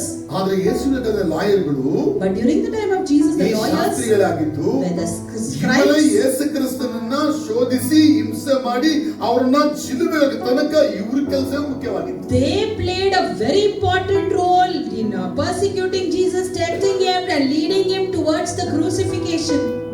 ಯೇಸು ಸ್ವಾಮಿ ತನ್ನ ಮರಣದ ಬಗ್ಗೆ ಮಾತಾಡುವಾಗ ಈ ಶಾಸ್ತ್ರಿಗಳ ಹೆಸರು ಮರೀದೇ ಬರ್ತಾರೆ. Jesus, when he spoke about his death, he spoke about the scribes without forgetting. ಯಾಕಂದ್ರೆ ಅನ್ನ ಕಾಯ ಬಗ್ಗೆ ಏನ್ ವಿಷಯ ಗೊತ್ತಿಲ್ಲ. Because Anna and Caiaphas don't know anything. ಪರಿಸರಗೂ ಏನು ಗೊತ್ತಿಲ್ಲ. The Pharisees don't ಈ know. ಶಾಸ್ತ್ರಿಗಳಿಗೆ ಧರ್ಮಶಾಸ್ತ್ರದ ಕಟ್ಟಳೆಗಳೆಲ್ಲ ಗೊತ್ತು. But the scribes know all the laws. ಯಾವ ಕಾರ್ಯದ ಪ್ರಕಾರವಾಗಿ ಯೇಸುವಿನ ತಪ್ಪು ಹೊರಿಸಿ ಕೊಲ್ಲಬಹುದು ಅಂತ ಗೊತ್ತಿರೋದು ಯಾರು? ಈ Shastri. And about what they can blame Jesus and put him to death, the scribes knew very well. ಈ ಶಾಸ್ತ್ರಿಗಳು ಯೇಸುವಿನ ಸೇವೆಯಲ್ಲಿ ಅನೇಕ ಬಾರಿ ಬಂದು ವಿರೋಧಿಸಿದರು. And these scribes were the people many a time came and rejected the teachings of Jesus. ಯೇಸು ಪಾಪಿಗಳು ಕೂಡ ಊಟ ಮಾಡಿದಾಗ ಅದನ್ನು ಒಪ್ಪದೇ ಇರೋದು ಈ ಶಾಸ್ತ್ರಿಗಳೇ. And when Jesus was eating with the sinners, they were the one who came and fought them. ಈ ರೀತಿ ಯೇಸು ಕ್ರಿಸ್ತನ ವಿಷಯದಲ್ಲಿ ಭಾರಿ ಜಗಳಕ್ಕೆ ಬಿದ್ದವರು ಶಾಸ್ತ್ರಿಗಳು. And like this, in the matters of Jesus, these scribes came and fought with them many a ಅದಕ್ಕೆ time. ಹೇಳಿದ್ರು ಯೇಸು ಕಾಲದಲ್ಲಿ ಇವರೆಲ್ಲ ಲಾಯರ್ಗಳು. So they were like lawyers during the time of ಶಾಸ್ತ್ರಿಗಳಾಗಿ Jesus. ಇರಲಿಲ್ಲ. They were not like ಅದು scribes. ಯೇಸು ನಮಗೆ ಹೇಳ್ತಾನೆ, But for us, Jesus ನೀವು tells, ಶಾಸ್ತ್ರಿಗಳಾಗಿ ಇರಬೇಕು. you should be like a ಹೇಳಿ, scribe. ಶಾಸ್ತ್ರಿಗಳಾಗಿ ಇರಬೇಕು. You should be as a scribe. ಹೇಗಿರ್ಬೇಕು ನಾವು? How you should be? ಹೇಳಿ, ಶಾಸ್ತ್ರಿಗಳಾಗಿ You ಇರಬೇಕು. should be as a ಎಂತ scribe. ಶಾಸ್ತ್ರಿಗಳಾಗಿರಬೇಕು? What type of scribe? ಅಸಭೆಯನ್ನು ಎಂತ ಶಾಸ್ತ್ರಿಗಳಾಗಿರಬೇಕು? ಹ? Like Israel. ಈಗ ಕೆಳದ ವಾಕ್ಯ ನೋಡಿ. And now you see 13ರಲ್ಲಿ ಕೆಳಗಡೆ ನೋಡಿ. in Matthew 13, ಅವನು ತನ್ನ ಬೊಕ್ಕಸದೊಳಗಿಂದ ಹೊಸ ವಸ್ತುಗಳನ್ನು ಹಳೆಯ ವಸ್ತುಗಳನ್ನು ಹೊರಗೆ ತರುತ್ತಿರುವವನು ಎಂದು ಹೇಳಿದನು. ಮನೆ ಯಜಮಾನಗ ಒಬ್ಬ ಶಾಸ್ತ್ರಿ ಯಾರು ಹೋಲಿಕೆ ಅವನು? the scribe is ಮನೆ compared ಯಜಮಾನಿಗೆ to ಹೋಲಿಕೆ. owner of the house. ಅಂದ್ರೆ ಫ್ಯಾಮಿಲಿ ಹೆಡ್ ಅವನೇ. He is the head of the ಈ family. ಫ್ಯಾಮಿಲಿ ಹೆಡ್ ಏನ್ ಮಾಡ್ತಾನೆ? ಈಗ family head And what he does, ಮಕ್ಕಳಿಗೆ ಹೇಳ್ತಾನೆ ಸ್ವಲ್ಪ ಫ್ಯಾಮಿಲಿ ಹೆಡ್ ಏನ್ ಮಾಡ್ತಾನೆ ಅಂತ. what the owner of the house ಈಗ does. ನಮ್ಮ ರಾಜು ಬ್ರದರ್ ಮನೆ ಅವ್ರ ಕುಟುಂಬಕ್ಕೆ ಅವರೇ head. Now for example, a Raju brother is the head of the family. ಅವರು ಎಲ್ಲಿಗೂ ಹೋಗಲ್ಲ, ಕೆಲಸಕ್ಕೆ ಹೋಗಲ್ಲ. He will not go for the job. ಬೆಳಗ್ಗೆ ಮಧ್ಯಾಹ್ನ ಚೆನ್ನಾಗಿ ತಿಂದು ನಿದ್ರೆ ಮಾಡಿ ಕಾಲ ಕಳೆದ. Morning, afternoon, night, he eat and sleep. ಆ ಪುಟ್ಟು ಮಗುದಲ್ಲ, And that small child there, ಆ ಮಗು ಏನು ಕೆಲಸ ಮಾಡ್ಕೊಂಬ, will he tell go and work, ಸಂಪಾದನೆ ಮಾಡ್ಕೊಂಬ. go earn money? ಆ ಮಗು ತಂದು ಕೊಟ್ರೆ ದುಡ್ಡಲ್ಲಿ ಇಸ್ಕೊಂಡ್ರು. And if she brings the money, he'll take the money ಆ ಮಗುಗೆ ಒಂದು ಚಪಾತಿ ಕೊಟ್ಟು and give one chapati for her and others will eat 3 chapatis. ಸರಿನಾ ತಪ್ಪ? Is that right or wrong? ಮನೆ ಯಜಮಾನ ಸರಿನಾ ಅಂತ? Can he be called as the owner of ಮನೆ the house? ಯಜಮಾನ ಹೆಂಗೆ ಅಂತ The ಹೇಳಿದ್ರೆ owner of the house here ತಾನು is ದುಡಿದು he'll earn ದುಡಿದ ವರಮಾನಗಳಿಂದ through his earnings. ಶೇಖರಣೆ ಮಾಡ್ತಾನೆ. He saves. ಒಂದು ತಿಂಗಳೆಲ್ಲ ಸಂಪಾದಿಸ್ತಾನೆ, 1 month he ಅದನ್ನ earns. ಶೇಖರಣೆ He ಮಾಡ್ತಾನೆ. saves. ತನ್ನ ಕುಟುಂಬಕ್ಕೆ ಅಗತ್ಯ ಬೀಳುವಾಗ And when his family requires, ಅದಕ್ಕೆ ತಕ್ಕಂತೆ ಅದನ್ನ ಖರ್ಚು ಮಾಡ್ತಾನೆ. accordingly he ತನ್ನ spends ಕುಟುಂಬವನ್ನ ಖುಷಿ ಮಾಡ್ತಾನೆ. and makes his family happy. ಇದಲ್ಲ ನಿಮ್ಮ ಫ್ಯಾಮಿಲಿಗೂ ನಡೀತಿದೆ. Even in your family these things ನೀವು happen. ದುಡಿದು You'll earn, ಹಣ ಎತ್ತಿಡ್ತೀರಾ, you'll save, ನೀವು ಕುಟುಂಬಗಳಿಗೆ ಬೇಕಾದಾಗೆ ಖರ್ಚು ಮಾಡ್ತೀರಾ. and you will spend accordingly. ಅಗತ್ಯ ಇಲ್ಲದ ಹಣ ಹಂಗೆ ಇಟ್ಟಿರ್ತೀರಿ. If it is not required, ಮತ್ತೆ ಅಗತ್ಯಗಳು ಬರುವಾಗ whenever you need ಅದನ್ನ it, ಖರ್ಚು ಮಾಡ್ತಾರೆ. you'll spend it. ಇದು ಒಂದು ಮನೆ ಯಜಮಾನನು ಮಾಡುವಂತ ಕೆಲಸ. This is the thing that the owner or ಅದರ master does. ಶಾಸ್ತ್ರೀಯಾಗಿ ಯೇಸುವಿನಲ್ಲಿ ಬರ್ತವೆ ಏನು ಮಾಡಬೇಕಂತ ಅವನು, So as a scribe, what he should do? ಅವನು ಕೂಡ ಒಂದು ಮನೆಗೆ ಒಂದು ಫ್ಯಾಮಿಲಿ ಹೆಡ್ಡಾಗಿ ಕೆಲಸ ಮಾಡಬೇಕಂತ ಅವನು. Even he should work like a owner of the house. ನಾನು ಒಬ್ಬ ಸ್ಕ್ರೈಬ್ ಈಗ ನಾನು, Because I am a scribe. ಅಂದ್ರೆ ಸತ್ಯ ವೇದದ ಪಂಡಿತ, I am a scholar ಒಬ್ಬ of the ಡಾಕ್ಟರ್ scripture. ನಾನು. I am a ಈಗ doctor. ನಾನೇನ್ ಮಾಡ್ಬೇಕಂತೆ, What I should do? ನಾನು ಈ ಸಭೆಗೆ ಬೇಕಾದಂತ ಎಲ್ಲವನ್ನ ನಾನು ತಿಂಗಳೆಲ್ಲ ಸಂಪಾದನೆ ಮಾಡಿ Whatever is required for the church, everything, the whole month he will earn. ನಾನೇನ್ ಮಾಡ್ಬೇಕಂದ್ರೆ, What he should do is, church ಮುಗಿತೋ ಇಲ್ವೋ, the church is over or ನನ್ನ not, ಹೆಂಡತಿ ಮಕ್ಕಳನ್ನ ಕರ್ಕೊಂಡು he should take his wife and Bengaluru children. 3 ದಿನ, ಮೆಡ್ರಾಸ್ 3 ದಿನ, ಚೆನ್ನೈ 3 ದಿನ ಊಟ ಬಿಡಾಗಿರ್ತದೆ. And 3 days for Bangalore, 3 days for Madras, and 3 days for Chennai. ತಿಂಗಳು ಪೂರ್ತಿ ಊರ್ಸುಟ್ ಬಿಡಾಗಿರ್ತದೆ. Every month if he is all around. Correct ಆಗಿ ಭಾನುವಾರ ಬೆಳಗ್ಗೆ ಬಂದು 5 ಗಂಟೆ ಆರಾಧನೆ ನಿಂತ್ಬಿಟ್ಟು I know. ದೇವರ ವಾಕ್ಯ ಹೇಗಿರ್ಬೋದು ಅಂತ. Sunday 5 o'clock he comes and shares the word. How will it be? ಎಷ್ಟು ಮಂದಿಗೆ ಹಾಲೆಲೂಯಾ ಅಂತ ಹೇಳ್ಬೋದು ಅಂತ. How many of you can say hallelujah for this? ಅದು ಪ್ರೇಯರ್ ಮಾಡಿದ್ರ? Pastor, did you pray? 35 ನಿಮಿಷ ಪ್ರೇಯರ್ ಮಾಡಿದೀನಿ. 35 years I have prayed. Should I pray now? Bible ಓದಿರ first. Pastor, did you read Bible? 35 ನಿಮಿಷ ಓದಿದೀನಿ, ಮತ್ತೆ ಓದ್ಬೇಕಾ? 35 years I read. Should I read again? ನಿಮ್ಗೆ ಅರ್ಥ ಆಗಲಿಲ್ಲ. I think you didn't understand. ನಾನು ಒಳ್ಳೆ ಮನೆ ಮಾಡ್ತೇನೆ ನಾನು. So I'm not a good owner. ಒಳ್ಳೆ ಮನೆ ಮಾಡ್ತೇನೆ ನಾನಂದ್ರೆ If I'm a good master ದಿನನಿತ್ಯವೂ owner, every day, ಒಂದು ತಿಂಗಳ ಕಾಲ every month, ಅಥವಾ 1 ಒಂದು month, ವಾರದ ಕಾಲ 1 week, ದೇವರ ಸನ್ನಿಧಿಯಲ್ಲಿ ಇದ್ದುಕೊಂಡು I should be in the presence of ದೇವರ God ಧರ್ಮಶಾಸ್ತ್ರಗಳನ್ನ, and the laws Yesu of ಕ್ರಿಸ್ತನ God, ಉಪದೇಶಗಳನ್ನ, the teachings of ಸತ್ಯವಾದ Jesus, ಎಲ್ಲಾ ವಿಷಯಗಳನ್ನ everything of the ದಿನನಿತ್ಯವೂ scripture. ಕುಳಿತು Day by ಹೆಚ್ಚೆಚ್ಚು day, ಧ್ಯಾನ ಮಾಡಬೇಕು. I should meditate it more and more. ಆಗ ನಾನೊಬ್ಬ doctor, Then I can call it as a doctor. ಇಲ್ಲಾಂದ್ರೆ ರೋಗಿ ಅಂತ Or else I'm a patient. ಅರ್ಥ ಆಗಲಿಲ್ಲ. ಚೆನ್ನಾಗಿ ಕಲ್ತಿರೋನು doctor, One who knows everything is a doctor. ಕಲಿತಿರೋನು One who doesn't know, he is a patient. ನಾನು ರೋಗಿಯಾಗಿ ಬಂದು ನಿಂತು ವಾಕ್ಯ ಹಂಚಿದ್ರೆ As a- ಎಷ್ಟರಿಗೆ ರೋಗ ಬರಬಹುದು. As a patient, if I come and share the word, how many of you can be? ನಾನು doctor ಆಗಿ ಬಂದ್ರೆ ಎಷ್ಟು ಜನಕ್ಕೆ ಆರೋಗ್ಯ ಬರಬಹುದು ಅಂತ. And how, if I am a doctor and I preach, how many of you can ಅದಕ್ಕೆ be? ಹೆಸರು ಹೇಳಿರ್ತಾನೆ, So Jesus ನೀವು tells, ಒಬ್ಬ ಶಾಸ್ತ್ರಿ, you are a ಒಂದು scribe. ಮನೆಗೆ ಯಜಮಾನ ರೀತಿಯಲ್ಲಿ ಇದ್ದೀರಿ. You are like a owner of the ಯಾವ ರೀತಿ house. ಯಜಮಾನನು How the owner, ಹೊಸದನ್ನು ಹಳೆದನ್ನು the new as well as old, ಹೊರಗೆ ತರ್ತಾ ಇರ್ತಾನೋ. he brings out. ಈಗ ಸಂಪಾದನೆ ಆಯ್ತು ತಿಂಗಳು. So this month we have earned. Raju example ತಗೋತಾ ಇದ್ದೀನಿ. Example, Raju brother, 1 lakh account ಅಲ್ಲಿ ಇಟ್ಟಿದ್ದ. 1 lakh he has in his account. 1 lakh ತಿಂಗಳಿಗೆ ಈ ತಿಂಗಳಿಗೆ ಬೇಡ, He doesn't need it for this month. ಅದು 3 ತಿಂಗಳಾದ್ರೂ 1 ಲಕ್ಷ ಹಂಗೇನೆ ಇದೆ. After 3 months that 1 lakh is there. ಈಗ ಬಂದಿರೋದೆಲ್ಲ ಖರ್ಚಾಗೊಂಡೇ ಹೋಯ್ತು. Now whatever came, everything was spent. ಬಂದಿದ್ದೆಲ್ಲ ಖರ್ಚು ಮಾಡಿದ್ದು ಹೊಸ ಹಣ. Whatever came, he spent, that is new money. ಹಳೆ ಹಣ ಬಂದು 1 ಲಕ್ಷ ಹಂಗೆ ಕುಳಿತಿದೆ. The old 1 lakh is still in his account. ಈಗ 5ನೇ ತಿಂಗಳಿಂದ ಖರ್ಚು ಬರ್ತದೆ. And now in the 5th month, there's ಹೊಸ been. ಹಣ ಆದ್ಮೇಲೆ ಅವ್ರಿಗೆ ಹಣನೇ ಇಲ್ಲ ಈಗ. After the new money, he has no money now. ಆಗ ಹಳೆ ಹಣ ತೆಗೆದು ಏನ್ ಮಾಡ್ತಾರೆ? Then he takes that old money and he spends. ಆ ರೀತಿ ಧರ್ಮಶಾಸ್ತ್ರದಲ್ಲಿ ಪಂಡಿತನಾಗಿರುವ ಒಬ್ಬ scribe Shastri Similarly, in the law, a scribe was a ಅವನ scholar. ಬೊಕ್ಕಸದೊಳಗಿಂದ ಅಂದ್ರೆ ನನ್ನ ಒಳಗಿಂದ From his treasure, ಬರೀ ಹೊಸದು ಮಾತ್ರ ಸಭೆಗೆ ಕೊಡಬಾರ್ದು, he ಕುಟುಂಬಕ್ಕೆ should not give ಕೊಡಬಾರ್ದು. only the new one to the ನಾನು family. ಹಳೆಯದನ್ನು ಕೂಡ ನನ್ನ ಸಭೆಗೆ ಕೊಡಬೇಕು. Even the old one he should give. ಅರ್ಥ ಆದವರು If you have understood, ಹೇಳ್ತೀನಿ. again I say, ಒಬ್ಬ ಕುಟುಂಬದ ಯಜಮಾನನಾದರೆ the master of the house, ಅವನು ಲೌಕಿಕವಾಗಿ ಕೊಡುವ ಹಾಗೆ as he gives gives ಒಂದು worldly, ಸಭೆಯ ಯಜಮಾನನಾದರೆ if he is a master of a church, ಆತ್ಮಿಕವಾದದನ್ನ ಕೊಡಬೇಕು. he should give spiritual one. ಆತ್ಮಿಕವಾದದ್ದು ಯಾವುದನ್ನ ಕೊಡಬೇಕು? Spiritually what? ಅವನಿಗಿರುವಂತಹ ಹೊಸದನ್ನು ಕೊಡಬೇಕು, He should give the new one ಅವನಿಗಿರುವ ಹಳೆಯದನ್ನು as ಕೊಡಬೇಕು. well as the old one. ಯಾಕಂದ್ರೆ ಸಭೆ ಅನ್ನತಕ್ಕಂಥದ್ದು ಒಂದು ಕುಟುಂಬವಾಗಿ ಮಾರ್ಪಟ್ಟಿತ್ತು. Because church has become a family. ಸಭೆ ಅನ್ನತಕ್ಕಂಥದ್ದು ಅಪೊಸ್ತಲರ ಎರಡನೇ ಅಧ್ಯಾಯದಲ್ಲಿ ಒಂದು ಕುಟುಂಬವಾಗಿ ಮಾರ್ಪಟ್ಟಿತ್ತು. Acts chapter 2 we see it has become a family. ಅದನ್ನ ಒಂದು ಕುಟುಂಬವಾದ ನಿಮಿತ್ತವಾಗಿ As it is a ಆ family, ಸಭೆಯ ಪಾಲಕನಾಗಿರುವಂತಹ doctor, the doctor who is the pastor here in ಆ the ಸಭೆಯ church, ಪಾಲಕನಾಗಿರ್ತಕ್ಕಂಥ ಒಬ್ಬ scribe, or the scribe who is a ಅವನು pastor, ಹಳೆಯದನ್ನು ಕೊಡಬೇಕು, ಅವನು ಹೊಸದನ್ನು ಕೊಡಬೇಕು. should give old as well as new. ಈಗ ನಮ್ಮ ಮನೆಯಲ್ಲಿ ಕೂಡ ನಮ್ಮ ಹೆಂಡತಿಯರು ಮಾಡಿರ್ತಾರೆ. Even in pastor's house is ನಿನ್ನೆ why. ರಾತ್ರಿ ತುಂಬಾ ಬಿರಿಯಾನಿ ಮಾಡಿದ್ರು.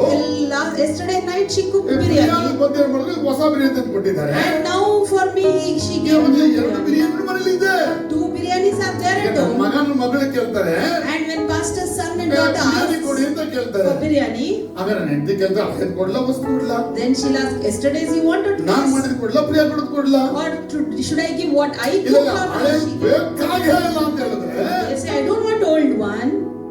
ಹಳೆದು ರುಚಿ ಇರ್ತದೆ ಅಂತಾನೆ biryani. The old one also will be tasty, right? ಹೊಸ ಬಿರಿಯಾನಿ ರುಚಿ ಇರ್ತದ, ಅದು ರುಚಿ ಇರ್ತದ.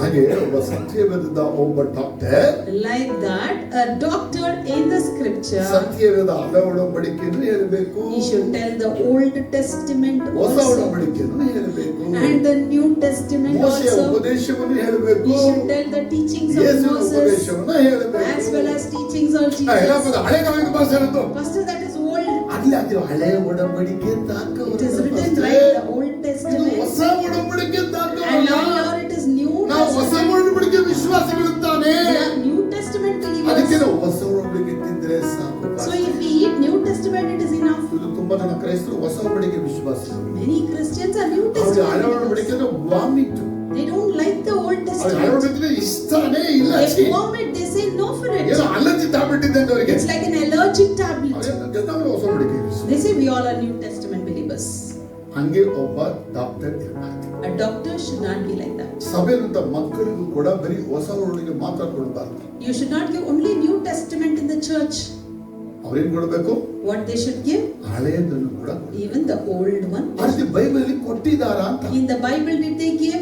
ಸಭೆಯ ಪಾಲಕರಾಗಿ, As a pastor in the doctor church, ಆಗಿ, ಡಾಕ್ಟರ್ as ಆಗಿ, a doctor, ಒಬ್ಬ ಶಾಸ್ತ್ರಿಯಾಗಿ, as a scribe, ಆದಿ ಸಭೆಯಲ್ಲಿ ಬಂದಂತ in the early church, ಅಪೊಸ್ತಲರು the ಹಳೆ apostles, ಒಡಂಬಡಿಕೆನೂ ಹೇಳಿದ್ರ, ಹೊಸ ಒಡಂಬಡಿಕೆನೂ ಹೇಳಿದ್ರ, ಅಥವಾ ಹೊಸ ಒಡಂಬಡಿಕೆ ಮಾತ್ರ ಹೇಳಿದ್ರ, ಹಳೆ ಒಡಂಬಡಿಕೆ ಹೇಳಲೇ ಇಲ್ವಾ? did they share the Old Testament and New Testament, or did they share only New Testament there?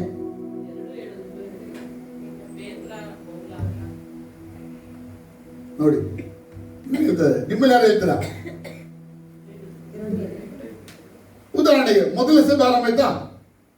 ಅಪೊಸ್ತಲರ ಎರಡನೇ ಅಧ್ಯಾಯ, Acts chapter 2, ಅಭಿಷೇಕ ಇಲ್ಲಿದ್ದ, the anointing ಪೇತ್ರ came ಮೊದಲು down. ಎತ್ಕೊಳ್ತಾನೆ. Peter came and stood. ಅವನು ಹೊಸ ಒಡಂಬಡಿಕೆ ಮಾತ್ರ ಮಾತಾಡ್ತೀನಿ, ನಾನು Did he ಹೊಸ say- ಒಡಂಬಡಿಕೆ ಸೇವಕ ಅಂತ ಹೇಳಿದ್ನ. I am a New Testament preacher, I speak only New Testament. ಅವನೇನು ಹೇಳ್ದ? What did he say? ಅಯ್ಯಯ್ಯ ಯಹೂದ್ಯರುಗಳೇ, You Jews, ಮೂರ್ಖರುಗಳೇ, fools, ಬುದ್ಧಿಲ್ದವರವರೇ, you don't have senses. ಅಯ್ಯೋ ಹೊಸ ಒಡಂಬಡಿಕೆ ಕಾಲನೇ ಹಬ್ಬ ಇದು. This is a New Testament ಅದು ನಿಮ್ಮ time. ಹಳೆ ಒಡಂಬಡಿಕೆಯಲ್ಲಿ ಬರೆಯಲ್ಪಟ್ಟಿದೆ But ನೋಡಿ. it is written in your Old ಯೋವೇಲಲ್ಲಿ Testament. ಬರೆಯಲ್ಪಟ್ಟಿದೆ It ನೋಡಿ is written ಅಂತೇಳಿ in Joel, Joel ಗ್ರಂಥವನ್ನ ತೋರಿಸ್ಬಿಟ್ಟು showing the reference of book of ಇವತ್ತಾಗಿರೋದು ಹೊಸ Joel. ಒಡಂಬಡಿಕೆಯಲ್ಲಿ ಅದು ಅಂತ And he ತೋರಿಸ್ತಾರೆ. is telling this is what has happened in the New Testament. ನಮ್ಮ ಜನರಿಗೆ ನನ್ನ But for our people, ಹಳೆಯ ಕೂಡ ಅರ್ಧ ಪೋಟಲ್ಲಿ ಭಾಷೆ tear of that Old Testament was only New Testament is enough. என்னதுக்கு நம்ம அலர்ஜி உங்களுக்கு? Why are you so much allergic to it? ಹಳೆ ಒಡಂಬಡಿಕೆ ಯಾಕೆ ಅಷ್ಟು ನಿಮಗೆ ಕೋಪ? Why are you so angry about it? ಅದಕ್ಕೂ ಜೀವ ಇದೆ. Even it has life. ಯೇಸು ಏನು ಮಾಡಿದ್ರು? And what Jesus ಆ did ಭೂಮಿಯಲ್ಲಿ ಬಂದಾಗ when he came to the ಇನ್ನು world, ಅವರ ಹೇಳಬೇಕಾಗಿ ಅವರಿಗೆ ಬೇಡ ಅಂತ ಅವ್ರು ಹೇಳಕ್ಕೆ ಶಕ್ತರು. he is capable to say that we don't need ಅವ್ರು ಏನು ಹೇಳಿದ್ರು? But what did he say? ನಾನು ಮೋಶೆ ಧರ್ಮಶಾಸ್ತ್ರವನ್ನು, I have come to ಪ್ರವಾದಿಗಳನ್ನು, fulfill. ಆ ಪುಸ್ತಕಗಳನ್ನು ತೆಗೆದು ಹಾಕುವುದಕ್ಕೆ. I have not come to remove the book of Moses, the prophets. He didn't say that. ಬದಲಾಗಿ ಇನ್ನೊಂದು ಮಾತು ಹೇಳ್ತಾನೆ, Instead he says, ನೆರವೇರಿಸುವುದಕ್ಕೆ. I have come to fulfill them. ಹಾಗಾದ್ರೆ ಫುಲ್ಫಿಲ್ಮೆಂಟ್ ಎಲ್ಲಿದೆ? So where is the fulfillment? New testament In ಅಲ್ಲಿ. the New Testament. Fulfilment ಆಗಿರೋದು ಎಲ್ಲಿದೆ? So only the Old Testament. fulfillment is in Old Testament. ಈ old testament ಬಂದು ಏನಂತ ಹೇಳ್ಬೋದು ನಾವು ಅದನ್ನ? So Old Testament, what we can say? ಅದು ಮುಸ್ಕಾಗಿದೆ ಅಂತ. It is covered. Veil. It is covered with a new veil. Testament ಏನಾಗುತ್ತೆ ಅದು? And New Testament, the veil is veil removed. ತೆಗೆದಿರೋದು. Veil is removed. ಈಗ ಈ ವೇಲ್ ಇರೋದು ಯಾಕೆ ಬೇಕು? ವೇಲ್ ಇರೋದು ಯಾಕೆ ಬೇಕು? So who needs without veil and who needs with veil there? ನೀವು ಪೊಣ್ಣು ಫುಲ್ ವೇಲ್ ಪೊತ್ತಿಗಿದಾದ್ರೆ ಅಮ್ಮ ಮುಜೆಲ್ಲ ಕಾಣಿಗಾದ್ರೆ veil Do you need a girl who has covered a face with a veil, or do you need a girl who has not covered the face? Veil ತೆಗೆದ್ರು ಯಾರು ಇಷ್ಟಪಡಕ್ಕಿಲ್ಲ. No one likes the person who has removed the veil. ಏನ ರಹಸ್ಯವಾಗಿ ಮುಚ್ಚಿದಾಗ ಏನಿರ್ಬೋದು? Something which is covered, we feel excited to see if something is newly there. ಅರ್ಥ actual ಆಗಿ ನಾವು ಎಲ್ಲ ಕ್ರೈಸ್ತರುಗಳು ತಿಳಿಯಬೇಕಾದದ್ದು ಯಾವ್ದಂದ್ರೆ So ಮರೆಯಾಗಿರುವಂತಹ ಸತ್ಯವೇದ ಅಳವಡಿಕೆ. what is hidden and what is covered, the Old Testament we should know.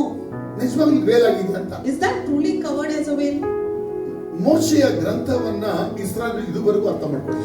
The laws of Moses, Israelites, even till now they have not Paul understood. ಕೊರಿಂಥ ಪತ್ರಿಕೆ ಬರೆಯುವಾಗ ಹಿಂಗೆ ಹೇಳ್ತಾನೆ, Paul writes when in Corinthians, Israel ಹೃದಯದ ಮೇಲೆ ಇನ್ನೂ ಮುಸುಕು ಇದೆ ಅಂತ ಹೇಳ್ತಾನೆ. the Israelites have covered up their veils till now. ಅದರಿಂದ ಮುಸುಕು ತೆಗೆಯಲ್ಪಡದ ನಿಮಿತ್ತ ಅವರಿಗೆ ನ್ಯೂ ಟೆಸ್ಟ್ಮೆಂಟ್ ಅರ್ಥನೇ ಆಗ್ತಾ ಇಲ್ಲ. Just because the veil is not removed, they are unable to understand what is in the New Testament. ಮುಸುಕೆ ಅರ್ಥ ಆಗಿಲ್ಲ ಅಂದ್ರೆ ನಮಗೆ ಮುಸುಕು ತೆಗೆದ್ರೆ ಏನ್ ಅರ್ಥ ಆಗುತ್ತೆ? If we do not understand the veil, if the veil is removed, what can we understand then? Old testament ನೀವು ಅರ್ಥ ಮಾಡ್ಕೊಳ್ಳಿಲ್ಲ ಅಂತ ಹೇಳಿದ್ರೆ If you are unable to understand Old new Testament, testament ಏನು ಅರ್ಥ ಆಗಲ್ಲ. I tell you, you cannot understand New Testament. ನಿಮ್ಗೆ ಏನ್ ಅರ್ಥ ಆಗುತ್ತೆ ಅಂತ ಹೇಳಿದ್ರೆ What you can understand is ಅದ ಅರ್ಥ ಆಯ್ತು, that you received eyes, kiwi ಕೇಳ್ತು, they ಅದ ಅರ್ಥ received the ಆಯ್ತು, ears, ಕುಂಟ ನಡೆದ, the lame walked, ಸತ್ತೋನ್ ಎದ್ದ, ಅದು the dead ಗೊತ್ತಾಯ್ತು. raised. ಇದು ಒಂದಕ್ಕೋಸ್ಕರ ನೀವು ಇಷ್ಟಪಡ್ತಾರೆ new testament. Just for this you like New Testament. ಆದ್ರೆ ಬೈಬಲ್ ಆ ರೀತಿ ಬರಲಿಲ್ಲ. But in Bible it is not written. ನಾನು ಮುಂದೆ ಮಾತಾಡ್ತೀನಿ ಸುವಾರ್ತೆ ಆದ್ಮೇಲೆ. After the Gospels I speak. ಪೌಲನ ಪತ್ರಿಕೆಗಳು, The letters of Paul, ಪೇತ್ರನ ಪತ್ರಿಕೆಗಳು, the letters of Peter, ಯೂದನ ಪತ್ರಿಕೆಗಳು, the letters of ಈ Jude. ಪತ್ರಿಕೆ ಎಲ್ಲ ಓದಿದ್ರೆ ನಿಮ್ಗೆ ಯಾವ ಇನ್ಫಾರ್ಮೇಶನ್ ಇದೆ ಅದರಲ್ಲಿ? After reading all the letter, what information you ಅವ್ರು get? ಏನ್ ಬರೀತಾ ಇದ್ದಾರೆ? What are they writing? Old testament ಇರೋದು ನ್ಯೂ ಟೆಸ್ಟ್ಮೆಂಟ್ ಅಲ್ಲಿ ಹೆಂಗೆ ನೆರವೇರುತ್ತಾ ಬರೀತಾರೆ. How it is fulfilled, what was in the Old Testament, in New Testament they are writing. ನೀವು ಎಲ್ಲೇ ಹೋದ್ರು ಹಳೆ ಒಡಂಬಡಿಕೆ ಅರ್ಥ ಆಗಿಲ್ಲ ಅಂದ್ರೆ ಹೊಸ ಒಡಂಬಡಿಕೆ ಅರ್ಥನೇ. Wherever you go, if you don't understand Old Testament, you cannot understand New Testament. ಅದಕ್ಕೆ ತುಂಬಾ ಜನ ಕ್ರೈಸ್ತರುಗಳು ಅದೂ ಗೊತ್ತಿಲ್ಲ ಇದೂ ಗೊತ್ತಿಲ್ಲ, So many Christians, they don't know either ways, ಎರಡರ ಮಧ್ಯೆ ವಾಕ್ ಮಾಡೋರು ಇವ್ರು. and they are walking in between both. ಇವ್ರಿಗೆ ಓಲ್ಡು ಗೊತ್ತಾಗಲ್ಲ, ಅವ್ರಿಗೆ ನ್ಯೂನು They ಗೊತ್ತಾಗಲ್ಲ. won't know the old as well as new. ಇವ್ರಿಗೆಲ್ಲ ಒಂದೇ ಗೊತ್ತಿರೋದು father Berman song. They know only one thing, Father Bertman's song. ಸುಮ್ಮ ಪಾಡುವ, ಸುಮ್ಮ ಅವ್ರು ಜಪ ಮಾಡುವ, ಮುಟ್ಟಿಸಿ ಕಲಿಯ. Let us simply sing and pray, finish. Doctor ಆಗ್ಬೇಕಾ ಆಗಬಾರ್ದ ಚಿಂತನೆ ಆಗಿಲ್ಲ. Should we become a doctor there or not? No one is worried. ಆದ್ರೆ ಬೈಬಲ್ ಡಿಮ್ಯಾಂಡ್ಸ್ ಹೇಳಿ. But Bible demands. ಜೀಸಸ್ ನಿಮ್ಮನ್ನ ಡಿಮ್ಯಾಂಡ್ ಮಾಡಿ ಕೇಳ್ತಾ ಇದ್ದಾರೆ. But Jesus is demanding us and ನೀವು asking. ಒಬ್ಬ ನ್ಯಾಯಶಾಸ್ತ್ರಿ. You should become a scribe. ಲಾಯರ್ಗಳಲ್ಲ, Not the lawyer. ಬೈಬಲಿನ ಸತ್ಯವೇದ ಹಳೆ ಒಡಂಬಡಿಕೆ ಮತ್ತು ಹೊಸ ಒಡಂಬಡಿಕೆ ಚೆನ್ನಾಗಿ ಬಲ್ಲ ಡಾಕ್ಟರ್ಗಳಾಗಬೇಕು. You should become the doctor who knows well in the Old Testament. ಇವತ್ತು ಸಮಾಜಕ್ಕೆ ಅದು ಬೇಕಾ ನೋಡಿ. Today the society, do they need that? ಮೈಸೂರಲ್ಲಿ ಹಿಂಗೆ ಚಾಲೆಂಜ್ ಮಾಡೋರು, In Mysore, anyone who challenges like Bible this, ಪೂರ್ತಿ ಗೊತ್ತು ನನಗೆ ಅಂತ ಹೇಳೋರು. I know the entire Bible. No. ತಮಿಳುನಾಡಲ್ಲಿದ್ದಾರೆ, But in Tamil Nadu there are people. ಕೇರಳದಲ್ಲಿದ್ದಾರೆ, In Kerala there are people. ಆಂಧ್ರದಲ್ಲಿದ್ದಾರೆ. In Andhra there are people. Old testament Bible ಅದು ಇದು ಎಲ್ಲ ಓದಿ Old, new, everything they learn and they know. Foreign ತುಂಬಾ ಜನ ಇದ್ದಾರೆ. Even in abroad there are many people. ಆದ್ರೆ ಬಹು ಮಂದಿ ಕ್ರೈಸ್ತರಿಗೆ ಬೈಬಲೇ ಗೊತ್ತಿಲ್ಲ. But many Christians don't know ಗೊತ್ತಿದ್ರು Bible. ಕೂಡ ಎಲ್ಲ ಅರ್ಧ ಬರ್ತಾರೆ. Even if they know, they half enough. ಒಂದು ಸೇವಕರು ಮೈಸೂರಿಗೆ ಬಂದಿದ್ರು, One servant of God came to Mysore. ನನಗೆ ಒಂದು ಚಾಲೆಂಜ್ ಹಾಕಿದ್ರು. He challenged pastor. ಮೈಸೂರಿನ ಯಾರು ಕರ್ಕೊಂಡ್ ಬರ್ತೀಯ ಅಂತ ಬೈಬಲ್ ಮಾತಾಡಕ್ಕೆ ಅಂತ. Anyone from Mysore to speak about Bible? ನಾನು ಯಂಗ್ಸ್ಟರ್, ಅವ್ರು senior. The pastor was young and he was senior. ನೀವು ಮೈಸೂರು ಎಷ್ಟು ಪಾಸ್ಟರ್ ಸೀನಿಯರ್ಸ್ ಇದೆ ಕರ್ಕೊಂಡ್ ಬನ್ನಿ, There are ಚಾಲೆಂಜ್ ಮಾಡ್ತೀನಿ. so many pastors in Mysore. You bring them, I'll challenge. Bible ಗೊತ್ತಾ ಅವರಿಗೆ? Do they know Bible, you ask? ನಮ್ದು problem ಅಂತ ಹೇಳಿದ್ರೆ What What is our problem is ಪ್ರಕಟಣೆ ಪುಸ್ತಕ ಅರ್ಥ ಆಗಲ್ಲ, we can't understand ಅದಕ್ಕೆ Revelation, ಓದ್ಬೇಡ. so we won't read. ಸುವಾರ್ತೆ ಪುಸ್ತಕ ಅರ್ಥ ಆಗಲ್ಲ, We can't understand the gospel, ಎಲ್ಲಾನು ಓದ್ಕೋಬೇಡ. so don't read everything there. ಪತ್ರಿಕೆಗಳು ಓದ್ಕೋಬೇಡ, Letters also not needed. ಅದನ್ನು ಅರ್ಥ ಆಗುತ್ತೆ. With that you don't ಬೇರೆ ಯಾವ್ದು understand. ಓದ್ಬೇಕು? Then what to read? Sam's Only Psalms you read. ಯಾವುದು? What? ಕೀರ್ತನೆ. Psalms. ಎಲ್ಲಾ ಕ್ರೈಸ್ತರಿಗೆ ಆಪ್ತ ಮಿತ್ರ ಪುಸ್ತಕ ಯಾವುದು? For all Christians, favorite book is Psalms. ನಾನಂತೀನಿ Proverbs. No, you should not read that. ಅದೆಲ್ಲ ಓದಬಾರ್ದು. You should not read ಅದು that. ತುಂಬಾ ಬುದ್ಧಿವಾದ It wants you to say, don't do this, do this. ಅದು ಬೇಡ ನಮ್ಗೆ. Don't want that. ಕೀರ್ತನೆಗಳು easy. Psalms are easy. ಓದ್ಕೊಂಡು Simply read and go. Read and go. ಅರ್ಥ ಆಗಿಲ್ಲ. I So, hope- ನಮ್ಮ ಸಭೆಯಲ್ಲಿ ಆ ರೀತಿ ಯಾರಿಲ್ಲ. In our church, no one would be that. ನಮ್ಮ ಸಭೆ ಎಲ್ಲ ಡಾಕ್ಟರ್ಗಳು. Everyone should be doctors in our church. ಇನ್ನು doctor ತಾಗಿ You should be like doctor in our church. ಶಾಸ್ತ್ರಿಗಳು. Scribes. So far So far. ಗ್ರಾಮತೈಸ್ ಅಂತ ಗ್ರಾಮತೈಸ್ Grammathios. ಈಸಿ ಇಂಗ್ಲಿಷ್ ಇದರಲ್ಲಿ Hebrew, sofa. ನೀವೆಲ್ಲರೂ Bible ಪಂಡಿತರು. You all are Bible scholars. ಹೇಗಾಗ್ಬೋದು? How you can become that? Old testament You need to know Old Testament and the New ಚೆನ್ನಾಗಿ Testament ಕಲಿತ್ರ very well. Then only you can. ಕಲಿಯಕ್ಕಾಗುತ್ತಾ ಆಗಲ್ವಾ? Can we learn it or not? Easy. Easy. ಯಾರಿಗೆ easy?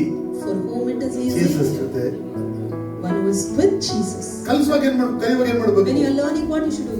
ತೆಗೆದೆಲ್ಲ ಒಳಗೆ You should store everything. Store ಮಾಡಿದ್ಮೇಲೆ ಏನ್ ಮಾಡ್ಬೇಕು? After storing, ನಮಗ್ ಉಪಯೋಗಿಸ್ಬೇಕು. use it. ನಮಗ್ ಉಪಯೋಗ ಏನ್ ಮಾಡ್ಬೇಕು ನಾವು? And when we use it, ಮತ್ತೊಬ್ಬರು share it to others. ವಾಕ್ಯನ ಮಾತ್ರ ಹಂಚದೇ ಇರಬಾರ್ದು. You should not keep the word without sharing. ಕೇಳಿ ನೀವೇ ಇಟ್ಕೊಂಡ್ಬಿಟ್ರೆ If you listen and keep, ನೀವೇ bust ಆಗೋಯ್ತೀರ. you will burst one day.